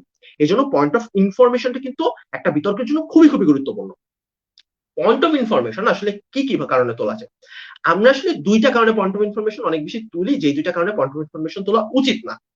একটা হচ্ছে আমরা তথ্যসূত্র জিজ্ঞেস করি, আরে ভাই আপনি যে কথাবার্তাগুলো বলতেছেন আপনি এটা কই পাইছেন, বা আরে ভাই আপনার কথা ভিত্তি করে আপনি কোত্থেকে পাইছেন, কোন পত্রিকায় পাইছেন, এরকম তথ্যসূত্র জিজ্ঞেস করি, যেটা আসলে করা উচিত না। কারণ ভাই আপনি যদি ওই মুহূর্তে কেউ বলেও দেয় যে আমি প্রথম আলোতে পাইছি, কেউ যদি বলেও দেয় যে আমি আসলে নিউ ডেইলি স্টার থেকে পাইছি, ইট ইজ কোয়াইট ইম্পসিবল যে আপনার পক্ষে এটাকে খুঁজে বের করা যে আসলেই ভুল বলতেছে না সত্য বলতেছে, বা এটা আসলে to some extent time waste ছাড়া কিছুই না। সো এই কারণে আমি বলবো যে তথ্যসূত্র নিয়ে কেউ কখনো প্রশ্ন আস্ক করবেন না। আরেকটা যেটা নিয়ে প্রশ্ন আস্ক করবেন না সেটা হচ্ছে মানে কিছু উল্টা পাল্টা প্রশ্ন করা হয় যে একদমই বিতর্কের সাথে রিলেভেন্ট না, ইররিলেভেন্ট কোশ্চেন এই কারণে করা হয় কারণ যে বক্তব্য দিচ্ছে তার বক্তব্যের ফ্লোটাকে আমি নষ্ট করে দিতে চাই। ও তো অনেক সুন্দর বক্তব্য দিচ্ছে, যাই ওরা একটু গুতায় আসি, ওরা একটু হচ্ছে বিরক্ত করে আসি। এই যে বিরক্ত করার জন্য কিংবা শুধুমাত্রই ফ্লো নষ্ট করার জন্য আমরা অনেক সময় পয়েন্ট অফ ইনফরমেশন তুলে থাকি। এই কাজটা আপনারা করবেন না, এটাও কিন্তু দৃষ্টিকটু, এবং জাজ কিন্তু এটার জন্য আপনাকে পেনালাইজ করতে পারে। ঠিক আছে, আরেকটি কাজ যেটি করবেন না সেটি হচ্ছে বারবার পয়েন্ট অফ ইনফরমেশন তুলবেন না। পয়েন্ট অফ ইনফরমেশন কিন্তু আচ্ছা আরেকটা কথা বলে রাখা ভালো, পয়েন্ট অফ ইনফরমেশন কিন্তু অবশ্যই যে বক্তব্য প্রদান করছে তাকে তুলবেন। পয়েন্ট অফ ইনফরমেশন কিন্তু জাজকে তুলবেন না, অর্থাৎ বা স্পিকারকে তুলবেন না। অর্থাৎ আমি যদি বক্তব্য প্রদান করি অপর পক্ষ থেকে আমাকে হচ্ছে পয়েন্ট অফ ইনফরমেশন তোলা হবে, যে পয়েন্ট অফ ইনফরমেশন আমি যদি বলি ইয়েস উত্থাপন করুন, তখনই যে তিনি কেবলমাত্র প্রশ্নটি উত্থাপন করতে পারবেন, এবং এই প্রশ্নটি তাকে অবশ্যই 15 সেকেন্ডের মধ্যে শেষ করতে হবে। সে সারাদিন ধরে প্রশ্ন করতে পারবে না এবং একটি প্রশ্ন করতে পারবে। অর্থাৎ বারবার কাউকে বলা যাবে না point of information point of information. একবার বলেন, অপেক্ষা করেন, আমি যদি বলি যে নিব না তাহলে আর তুলেন না, বা আমি যদি বলি পরে চেয়ে নিব তাহলে পরে তুলেন, কিংবা আমি যদি বলি উত্থাপন করুন তাহলেই কেবল প্রশ্নটি উত্থাপন করবেন। ঠিক আছে, সো পয়েন্ট অফ ইনফরমেশন দিয়ে কাউকে হেকলিং করবেন না, পয়েন্ট অফ ইনফরমেশন শুধুমাত্র তোলার জন্যই তুলবেন না, পয়েন্ট অফ ইনফরমেশন তথ্যসূত্র জিজ্ঞেস করবেন না। এটা হচ্ছে 3টা সাজেশন। তাহলে পয়েন্ট অফ ইনফরমেশন আপনি কেন তুলবেন? পয়েন্ট অফ ইনফরমেশন আপনি তুলবেন এই কারণে আপনি যদি কোনো কিছু ক্ল্যারিফিকেশন লাগে, অর্থাৎ দেখা যাচ্ছে একটা টিম বক্তব্য প্রদান করছে বাট ক্লিয়ার না তারা কি প্রমাণ করার চেষ্টা করতেছে, তাদের বক্তব্যের এন্ড গোল কি, তাদের বক্তব্য কাদেরকে নিয়ে, কোন দেশে, এরকম যদি ক্ল্যারিটির অভাব থাকে, ক্ল্যারিফিকেশনের জন্য অবশ্যই আপনি পয়েন্ট অফ ইনফরমেশন তুলতে পারেন। 2, সেটি হচ্ছে আপনি অতিরিক্ত ব্যাখ্যা জানতে চেতে পারেন, কিংবা কোন একটি কেস স্পেসিফিক ব্যাখ্যা জানতে চাইতে পারেন, কিংবা সিনারিও স্পেসিফিক ব্যাখ্যা জানতে চাইতে পারেন। ঠিক আছে, যেমন একটা টিম বলতেছে যে ভাই দেখেন আমরা মনে করি যে পরিবেশের ভালোর জন্য আমাদের ডট করা দরকার, ড্যাট করা দরকার, অনেক কিছু করা দরকার। তখন আপনি বলেন যে ভাই দেখেন আপনি যে বলতেছেন পরিবেশের ভালো কাজ করবেন, বাংলাদেশের মাতুয়াইলে যে ভাগাড়টি রয়েছে যেখান থেকে আর কি মিথেন গ্যাস এত বেশি পরিমাণে উৎপন্ন হচ্ছে, এবং যেটা কিন্তু আমাদের গ্রিন হাউস ইফেক্টের জন্য একটি উল্লেখযোগ্য দায়ী কারণ বা উল্লেখযোগ্য একটি দায়ী গ্যাস। হ্যাঁ, আপনি এই যে মাতুয়াইলকে নিয়ে আপনার বক্তব্যটি, বা বাংলাদেশের এই যে ভাগাড়গুলি হয় বা যেখানে আসলে ময়লাখানা আছে, এই ব্যাপারগুলি নিয়ে আপনার বক্তব্য কি, বা এখানে আসলে আপনি কি পলিসি এস্টাবলিশ করতে চান। এই যে তাদের বক্তব্যের একটা কেস স্পেসিফিক বা একটা সিনারিও স্পেসিফিক ব্যাখ্যা আপনি জানতে চাইলেন, এটা কিন্তু আপনি করতে পারেন। কিংবা এটাকে আপনি অতিরিক্ত ব্যাখ্যাও বলতে পারেন যে ভাই আপনি তো এই কথা বলতেছেন, তাহলে অমুক ক্ষেত্রে আপনার বক্তব্যটি কেমন হবে। কিংবা দেখেন এই উদাহরণে তো আমি আপনার বক্তব্যের কোনো যথার্থতা দেখতে পাই না, এই উদাহরণটি আপনি কিভাবে জাস্টিফাই করবেন। এরকম এক্সট্রা মানে এক্সট্রা অ্যানালাইসিস আপনি জানতে চাইতে পারেন, কিংবা সিনারিও স্পেসিফিক কোশ্চেন আপনি অবভিয়াসলি করতে পারেন। থার্ড যে কাজটা আপনি করতে পারেন সেটা হচ্ছে trap question, which is very very tricky and interesting. Trap question হচ্ছে আপনি এমন একটি প্রশ্ন করেন যেটি সে একটা নিরীহভাবে উত্তর দিবে, কিন্তু পরবর্তীতে আপনি আপনার বক্তব্যে এই উত্তরটিকে কাজে লাগিয়ে কিংবা এই প্রশ্নটিকে কাজে লাগিয়ে একটা টিমের বিতর্ককে ধসিয়ে দিতে পারেন এবং একটা টিমকে কমপ্লিটলি ব্যাশ করতে পারেন। মিনিং কি? মিনিং দেখা যাচ্ছে একটা টিম বলতেছে যে হচ্ছে ভাই মানে আমি হইতেছে মুসলিম কান্ট্রি গুলো কখনোই সেকুলার হইতে পারে না, এরকম ব্লা ব্লা ব্লা ব্লা কথাবার্তা যখন বলতেছে, তখন আপনি এসে খুব সিম্পল প্রশ্ন করেন যে ভাই দেখেন আপনার কি মনে হয় যে হচ্ছে ইউএই একটি মুসলিম কান্ট্রি? খুব সিম্পল একটা প্রশ্ন। তো ও তো বলবে হ্যাঁ ভাই ইউএই তো মুসলিম কান্ট্রি। এই যে উত্তরটি দিল, তারপরে আপনি এসে আপনার বক্তব্যে আসেন, আপনার বক্তব্যে দেখান যে ভাই দেখেন ইউএই তে আপনি যদি তাকান, ইউএই তে বিভিন্ন জাতিগোষ্ঠীর মানুষ কেমন সুখে শান্তিতে বসবাস করে, ইউএই তাদের হইতেছে ফরেন পলিসিতে কিভাবে আসলে সেকুলারিজমকে প্রমোট করে, এই কথাবার্তাগুলো আপনি তখন আপনার বক্তব্যে ঢুকাই দেন। ঢুকাই দিয়ে দেখান যে ভাই দেখেন তারা আমাদের প্রশ্নের মাধ্যমে তাদের তাদের নিজেদের বক্তব্যকে ধ্বংস করে দিয়েছে এবং তারা নিজেদের এই উত্তরের মাধ্যমে বিতর্কটি তারা হেরে গেছে। এভাবেও আপনি কিন্তু ট্র্যাপে ফেলাইতে পারেন একটা টিমকে। এই ট্র্যাপ কোশ্চেন গুলোও কিন্তু আপনি পয়েন্ট অফ ইনফরমেশনের মধ্যে ঢুকিয়ে দিতে পারেন। এভাবেও একটা পয়েন্ট অফ ইনফরমেশন আপনি আস্ক করতে পারেন।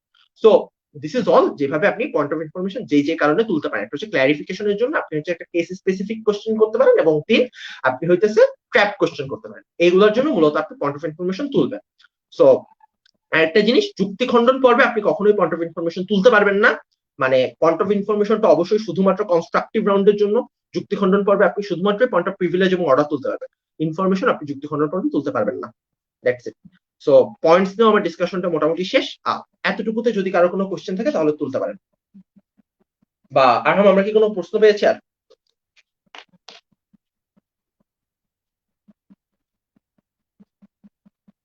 হ্যালো আরহাম। ভাইয়া দুইটা কোয়েশ্চন আছে। প্রথমটা হইল গিয়ে পিওআই পয়েন্ট অফ ইনফরমেশনের কি কোনো টাইম লিমিট আছে? লাইক অনেক সময় কোয়েশ্চন হয় অনেক লং টাইপের, ব্যাখ্যামূলক টাইপের কোয়েশ্চন হয়। ওকে, আচ্ছা, তো পয়েন্ট অফ ইনফরমেশনের অবশ্যই টাইম লিমিট আছে। আপনি হচ্ছে সারাদিন ধরে প্রশ্ন করতে পারবেন না। আপনি নিয়ম হচ্ছে 15 সেকেন্ডের মধ্যে আপনার প্রশ্নটি শেষ করে দিবেন, ঠিক আছে? যদি এর বেশিক্ষণ আপনি টাইম নেন তাহলে জাজ অবশ্যই আপনাকে ইন্টারাপ্ট করবে এবং বলবে আপনার প্রশ্নটি তাড়াতাড়ি শেষ করুন, এক বাক্যে শেষ করুন। আপনাকে অবশ্যই 15-20 সেকেন্ডের বেশি সময় দেওয়া হবে না, অর্থাৎ এই জন্য টাইম লিমিট আছে। এই তো। আরেকটি প্রশ্ন।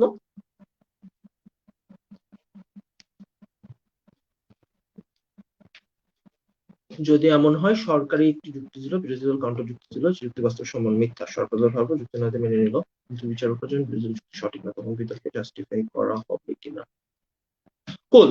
আচ্ছা, সো এখানে হইতেছে জাজ intervention. It's a very interesting question. মানে জাজ আসলে কতটুকু ইন্টারভেন করতে পারেন বিতর্কে।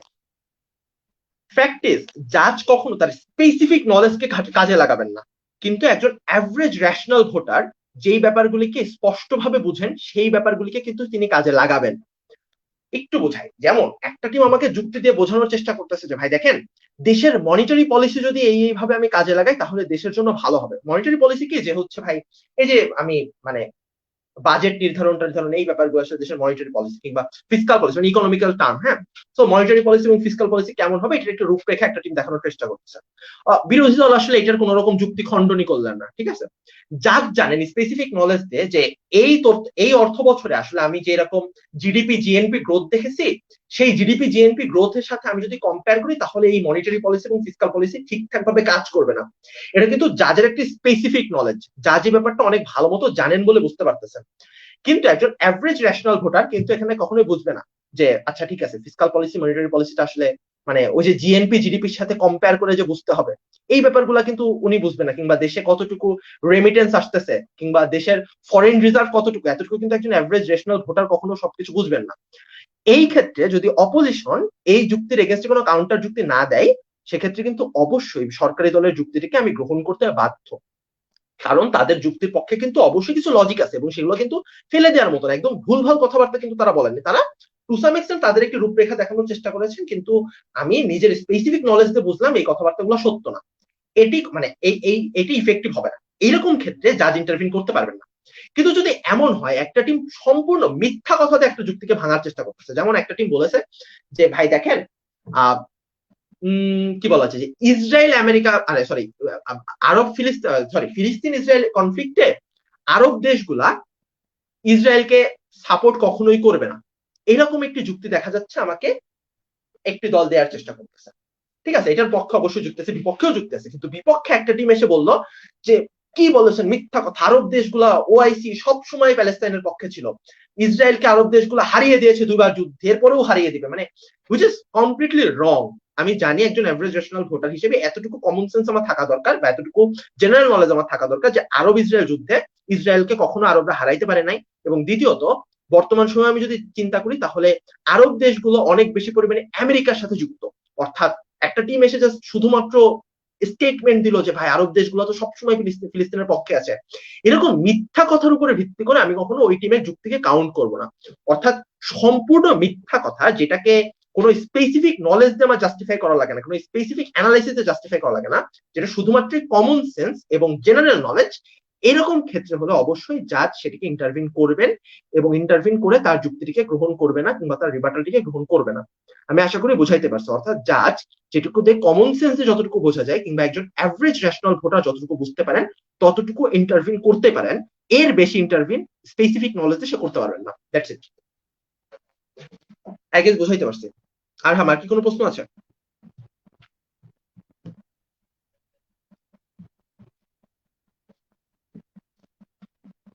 হ্যালো আরহাম, আই গেস আর কোনো কোশ্চেন নেই, রাইট?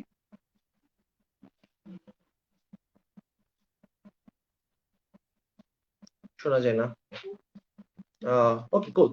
সো আর যদি কোনো প্রশ্ন না থাকে তাহলে মোটামুটি আজকে এশিয়ান পার্লামেন্টের বেসিক ডিসকাশনটা এখানেই শেষ।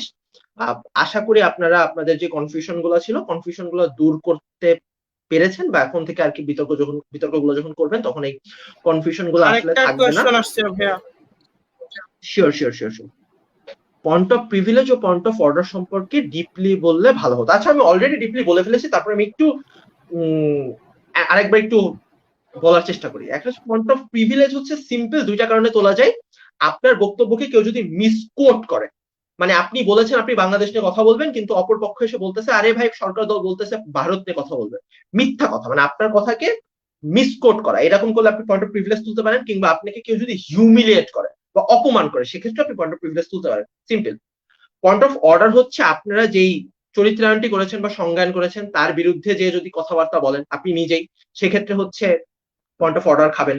আগে যখন সংজ্ঞানের যুগ ছিল তখন বিরোধী দল যদি আপনাদের সংজ্ঞান মেনে নিত, সংজ্ঞান মেনে নিয়ে যদি সংজ্ঞানের বাইরে যে কথাবার্তা বলতো, সেক্ষেত্রেও পয়েন্ট অফ অর্ডার তোলা হতো। বর্তমানে এই প্র্যাকটিসটা কমে গেছে। কেউ যদি সময়ের অতিরিক্ত কথাবার্তা বলে, সেক্ষেত্রে পয়েন্ট অফ অর্ডার তোলা যায়। বর্তমানে এই প্র্যাকটিসটাও আর নাই। কেউ যদি নাইফিং করে, অর্থাৎ স্ববিরোধী কথাবার্তা বলে, সেক্ষেত্রে আপনি পয়েন্ট অফ অর্ডার তুলতে পারেন। এবং যুক্তি খণ্ডন পর্বে যদি নতুন যুক্তি উপস্থাপন করে, সেক্ষেত্রে আপনি পয়েন্ট অফ অর্ডার তুলতে পারবেন। এই ক্ষেত্রগুলোতেই আপনি পয়েন্ট অফ অর্ডার তুলতে পারেন। That's it. আই গেস আর কোনো কোশ্চেন নেই আরহাম?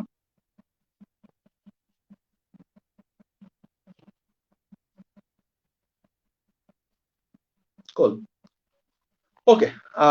আর কোশ্চেন যদি না থাকে তাহলে আমি জাস্ট কয়েকটা র্যান্ডম সাজেশন দিয়ে আজকের সেশনটা শেষ করে দেবো। র্যান্ডম সাজেশন জাস্ট খুবই সিম্পল। যারা নতুন বিতর্ক করেন স্পেশালি, তারা অনেক সময় এই ধরনের সমস্যায় ভুগেন যে আমি অনেক কিছু জাজকে বোঝানোর চেষ্টা করি কিন্তু জাজ বুঝতে পারছেন না, কিংবা একটা কথা তো আমার মনে হয় আমি বলে গেছি কিন্তু তারপরেও আসলে এই কথাটা পুরো বিতর্কে ওভারলুক করা হয়েছে এবং এটাকে ঠিকঠাক ভাবে ভ্যালু করা হয় নাই, এইরকম অনেক সময় আমাদের মনে হয়ে থাকে। সো এই জিনিসগুলা কেন মানে কি কি পদ্ধতি নিলে বা কি কি স্ট্র্যাটেজিতে আমরা এই ব্যাপারগুলো এড়াই চলতে পারে। প্রথম suggestion, do flag post. So what is flag post? Flag post হচ্ছে আপনি আপনার বক্তব্যে যেই কথাবার্তাগুলোকে বলবেন বা যেই এলিমেন্টস গুলা ঢুকাবেন সেইগুলা একটা পয়েন্ট আকারে শুরুতে বলেন। ফ্ল্যাগ পোস্টিং বিভিন্ন ভাবে করা যায়, কয়েকটা ওয়ে আমি বলি। যেমন একটা ওয়ে হচ্ছে আপনি বিতর্কের শুরুতেই যদি এটা পয়েন্ট আকারে বলেন, যেমন স্যার দেখেন আজকের বিতর্কে আমি 4টা কাজ করব। এক, প্রথমত আমি দেখাবো যে আমার দলের এই যুক্তিগুলো কেন অনেক বেশি পরিমাণে গুরুত্বপূর্ণ।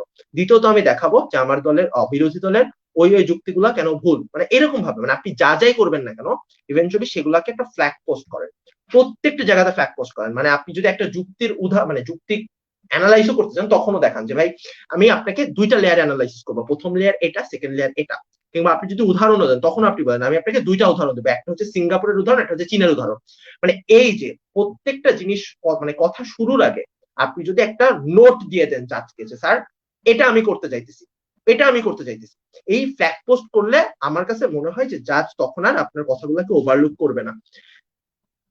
আরেকটি কাজ করতে পারেন সেটা হচ্ছে যে মানে বিতর্কের প্রথমে না বলে আপনি যদি অ্যানালাইজ শেষ করেন, অ্যানালাইজ শেষ করে যদি আপনি বলেন যে ভাই দেখেন এখনো পর্যন্ত আমি আপনাকে দুইটা জিনিস দেখালাম, এক এটা দুই এটা, কিংবা দেখেন আমি এখনো পর্যন্ত যে ডিসকাশন করেছি তার ভিতরে আপনি তিনটা জিনিস পাবেন, এক এটা দুই এটা তিনটা, এইভাবে যদি আপনি ফ্ল্যাগ পোস্ট করেন মানে শুরুতে বা শেষে, সেটা কিন্তু জাজের জন্য বুঝতে অনেক বেশি সুবিধাজনক হয়, কিংবা আপনার টিমের বাকি স্পিকারদের জন্য সুবিধা দেয়, এটা অপোনেন্টের জন্য সুবিধা দেয়, ইভেন এটা আপনার নিজের জন্য সুবিধা দেয়, কারণ তখন আপনি বুঝতে পারেন যে আপনি কোনো কিছু ভুল করেছেন কিনা বা কোনো কিছু মিস করতেছেন কিনা, ঠিক আছে? কারণ এটা আপনার মাথায় থেকে যায় যে আপনি তো বলছিলেন আপনি তিনটা কাজ করবেন, আপনি তো দুইটা কাজ করলেন আর একটা কাজ মনে হয় ভুলে গেছেন, তখন কিন্তু আপনি ভুলে যাওয়াটা এড়াই ফেলতে পারবেন, কিংবা যা যা আপনার করা দরকার ছিল সবগুলি কাজ আপনি করতে পারবেন, ঠিক আছে? এটা হচ্ছে ফ্ল্যাগ পোস্টিং। যারা অনেক বেশি পরিমাণে মানে একটু এক্সপার্ট ডিবেটর হয়ে গেছেন তারা ফ্ল্যাগ পোস্টিং অনেক সময় এইভাবে করেন না, তারা যেভাবে ফ্ল্যাগ পোস্টিং করেন সেটা হচ্ছে তারা কমপ্লিটলি ডিবেট রান করতে করতে ফ্ল্যাগ পোস্ট করেন, মানে তারা আর আলাদাভাবে বলেন না যে এই কাজটা আমি করতেছি, দুই কাজটা আমি করতেছি, রাদার দেন তারা অনেক সময় এটা দেখা যায় যে ভয়েস আপস ডাউন এর মাধ্যমে বুঝাই দেয় জাজকে যে স্যার আপনাকে এখন আমার কথা শুনতেই হবে, কারণ এতক্ষণ আমি আস্তে আস্তে কথা বলছিলাম, এখন আমি অনেক বেশি উত্তেজিত মানে উত্তেজনা নিয়ে কথা বলতেছি, এখন আমি একটু লাউড ভয়েসে কথা বলতেছি কারণ আমার কথাটা এখন গুরুত্বপূর্ণ। মানে এভাবেও আসলে ইটস ফ্ল্যাগ পোস্টিং এর একটা ট্রিক্স যে জাজকে বোঝানো যে ভাই এখন কিন্তু আপনার আমার কথা শুনতে হবে, বা অপোনেন্টকে বোঝানো এখন আমার কথাটা এখন খুব বেশি গুরুত্বপূর্ণ, এখন কথা আপনি হচ্ছে আমার এই কথাটাকে ইগনোর করতে পারেন না বা ওভারলুক করতে পারেন না। So whatever the way you are taking, but try to do flag post যেন আপনার কথাগুলো ওভারলুক না করা হয়, এটা হচ্ছে ফার্স্ট সাজেশন। সেকেন্ড সাজেশন হচ্ছে স্টার্ট ইউর স্পিচ উইথ মানে emotional context, like very strong emotional কনটেক্সটে আপনার স্পিচটাকে স্টার্ট করার ট্রাই করেন। মানে কি? মানে ধরেন আমাদের প্রত্যেকটা বিতর্কের সাথেই কিন্তু কিছু কনফ্লিক্ট থাকে, কিছু ডিলেমা থাকে, এবং আপনার পক্ষের কথাবার্তাগুলো একটা মানুষ তখনই মানতে বাধ্য যখন আপনি কিছু ইমোশনালি কাউকে অ্যাটাচ করতে পারেন, যখন খুব স্ট্রংলি কাউকে আপনি বুঝাইতে পারেন যে এই কথাবার্তাগুলো আপনাকে শুনতেই হবে। যেমন আদিবাসীদের নিয়ে চিন্তা করেন, আপনি আপনি বুঝান যে মানুষ চিন্তা করেন আপনি একজন আদিবাসী শিশু, আদিবাসী শিশু না, আপনি একজন আদিবাসী মানুষ যিনি ঘর থেকে বের হলেন, ঘর থেকে বের হওয়ার পরে আপনার স্কুল যাওয়ার পথে আপনাকে 3 বার সেনাবাহিনী থামালো, আপনি জানেন না যে আজকে আপনি যেই মানে যেই ভূমিতে বসবাস করতেছেন কালকে কেউ এসে আপনার ভূমিটিকে দখল করে নিবে কিনা, মানে তাদের জীবনের যে সাফারিংস গুলো আছে সেই সাফারিংস গুলোকে আপনি যদি তুলে ধরতে পারেন, এই যে ইমোশনাল একটা অ্যাটাচমেন্ট আপনি তখন মানুষকে বুঝাইতে পারবেন যে ভাই দেখেন এই জায়গাতে আসলেই অবস্থা ভয়াবহ, আপনার আমার কথা শুনতে হবে। কিংবা ধরেন আমরা অনেক সময় দেখি যে আমাদের পিতা মাতা নিয়ে বিতর্ক হয়, কিংবা পিতা মাতার প্রতি লায়াবিলিটিস নিয়ে বিতর্ক হয়, কিংবা আমরা এরকম কোনো আর্গুমেন্ট রান দিতে চাই, সিম্পল এইভাবে বিতর্কটি শুরু করেন যে আপনার জীবনে আপনার পিতা মাতার গুরুত্বটি কতখানি, আপনি যে এত বড় হয়েছেন এর পিছনে আপনার পিতা মাতা তাদের কত স্যাক্রিফাইস করেছে, তারা কত স্ট্রাগল করেছে, তারা নিজেরা কত দুঃখ দুর্দশা ভোগ করে আপনাকে ভালো রেখেছে। এই কথাবার্তাগুলো কিন্তু প্রত্যেকটা মানুষ রিলেট করতে পারে, কারণ তারা নিজেরাও বুঝতে পারে আচ্ছা ঠিক আছে তাই তো, এটি তো আমিও আমার পরিবারে দেখতে পারি, এটি তো আমিও যদি আশেপাশে তাকাই তাহলে দেখতে পাই। এই যে রিলেট করতে পারাটা এটা কিন্তু আপনার বিতর্কের মার্কিং বাড়ানোর জন্য এবং আপনার বক্তব্যগুলোকে পারসুয়েট করার জন্য অনেক বেশি পরিমাণে গুরুত্বপূর্ণ ভূমিকা পালন করে। এরকম আরো কি কি আছে দেখেন, আপনি যদি মধ্যবিত্ত পরিবারের একটি উদাহরণ দেওয়ার চেষ্টা করেন, আপনি বলেন যে দেখেন একজন মধ্যবিত্ত, আপনি হয়তো আপনার শখ আহ্লাদ গুলাকে ছোটবেলা থেকে পূরণ করতে পারেন না, কিন্তু দিন শেষে আপনি এটি নিয়ে গর্ববোধ করেন যে আপনার পিতা একজন সৎ মানুষ, আপনি এটি নিয়ে গর্ববোধ করেন যে আপনার মা গৃহিণী হলেও তা সে আপনার কাছে সুপার হিরো একজন, বা সে আপনার কাছে একজন সুপার উইমেন, ঠিক আছে? এই যে কথাবার্তাগুলো আপনি বললে ও প্রত্যেকটা মানুষ এই ইমোশনের সাথে অ্যাটাচ করতে পারে নিজেদেরকে, এবং আপনার বক্তব্য কিন্তু আরো অনেক বেশি হৃদয়গ্রাহী হয়। সো ট্রাই করবেন ফ্ল্যাগ পোস্টিং এর পরে আপনার বিতর্কে বা যে কোনো আর্গুমেন্ট কিংবা যে কোনো স্পিচ স্টার্ট করার সময় একটা ইমোশনাল অ্যাটাচমেন্ট ক্রিয়েট করতে, কিংবা খুবই স্ট্রং ইমোশনাল কন্টেক্সট দিয়ে ডিবেটটা স্টার্ট করতে। এটা হচ্ছে সেকেন্ড থিং। থার্ড থিং যেটা সেটা হচ্ছে try to sum up your speech, মানে বিতর্কটা আপনি যখন শেষ করবেন তখন জাস্ট স্পিচ দিতে দিতে ধুপ করে শেষ করে দেন না, তাহলে অনেক কিছু ওভারলুক করা হয়ে যায়। আপনি পুরো বিতর্কে কি প্রমাণ করার চেষ্টা করেছেন, দিন শেষে এক লাইনে হলেও সেটা বলার চেষ্টা করেন, কিংবা আপনি কোন গোল অ্যাচিভ করেছেন আপনার স্পিচ দিয়ে এটিও বলার চেষ্টা করেন, কিংবা আপনি যদি শুরুতে ফ্ল্যাগ পোস্ট না করেন সেহেতু অবশ্যই লাস্টে আপনার বক্তব্যে কি কি এলিমেন্ট ছিল, আপনার বক্তব্যে কি কি ম্যাটার ছিল, কি কি আর্গুমেন্ট ছিল, এই প্রত্যেকটা জিনিসকে আবারও পয়েন্ট আকারে জাজের সামনে তুলে ধরেন। এইভাবে বিতর্কটিকে আপনি সাম আপ করার চেষ্টা করেন, এই সাম আপ করে আপনি ডিবেটটিকে এন্ড করেন। তাহলে এই তিনটা জিনিস আপনি যদি মাথায় রাখেন, আই থিঙ্ক নতুন বিতর্কিকদের যে প্রবলেমটি হয় যে আমাদের কথাবার্তাকে মানে ভ্যালু করা হচ্ছে না, কিংবা ঠিকঠাক ভাবে মূল্যায়ন করা হচ্ছে না, আমরা বলেছি তারপরেও কেন জাজ বললো এই কথাটা আমি বলি নাই, বা কিভাবে আসলে হাউস থেকে একটা কথা ওভারলুক হয়ে গেল, এই প্রবলেম গুলো আমার কাছে মনে হয় তাহলে আপনারা সবাই এড়াই চলতে পারবেন। So this are the random suggestion যেটা আমার আজকে মনে হয়েছে বিগিনার ডিবেটারদের জন্য দেওয়া দরকার ছিল। So that's it from my side. আর যদি কোনো প্রশ্ন থাকে আমি পরবর্তীতে প্রশ্ন নিব আরহামের কাছ থেকে। আজকের কনস্ট্রাকটিভ ডিসকাশন এতটুকুই। সো আশা করি আপনারা উপকৃত আরেকটা হয়েছেন। কোশ্চেন আছে ভাইয়া। কোন ব্যক্তির উক্তি কখনো লজিক হতে পারে না, এই বাক্য কত, হ্যাঁ এই বাক্যটি যুক্তিযুক্ত। কোন ব্যক্তির উক্তি কখনোই লজিক হতে পারে না, মানে যদি আপনি শুধুমাত্রই উক্তি বলেন তাহলে সেটি কখনোই যুক্তি না। কিন্তু এই উক্তির পিছনের কারণগুলোকে আপনি যদি বলেন, যেমন আপনি বলেন যে ভাই দেখেন আব্রাহাম লিঙ্কন বলেছিল যে হচ্ছে মানে ডেমোক্রেসি আসলে সাধারণ জনগণের, ঠিক আছে, আপনি আব্রাহাম লিঙ্কন বলেছে এটাই যে যুক্তি, ব্যাপারটা এরকম না। কিন্তু আপনি যদি বলেন যে আসলেই ডেমোক্রেসি কেন জনগণের, যেমন বোঝান যে ডেমোক্রেসিতে জনগণ তারা শাসন ক্ষমতার একটি উল্লেখযোগ্য অংশ পালন করে, ডেমোক্রেসিতে জনগণ ভোট প্রদান করে এবং এই ভোটের উপরেই কিন্তু কে রাজা হবে, কে প্রধানমন্ত্রী হবে, এই জিনিসগুলো নির্ধারিত হয়। এই উক্তির পিছনের যুক্তিগুলোকে আপনি যদি তুলে ধরতে পারেন তাহলে ওই উক্তিটি যুক্তি হবে। তার আগ পর্যন্ত একটি মানুষের উক্তি কখনোই যুক্তি হতে পারে না। That's it. আর কোনো প্রশ্ন?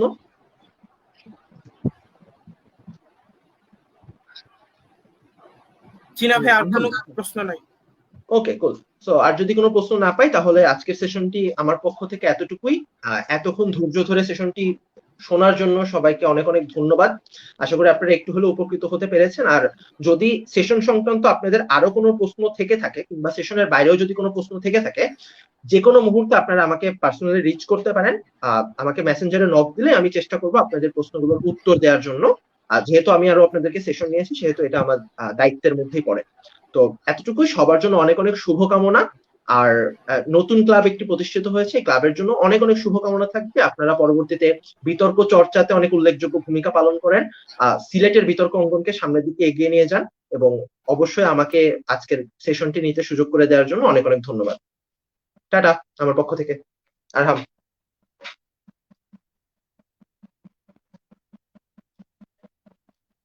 আসসালামু আলাইকুম। ওয়ালাইকুম আসসালাম।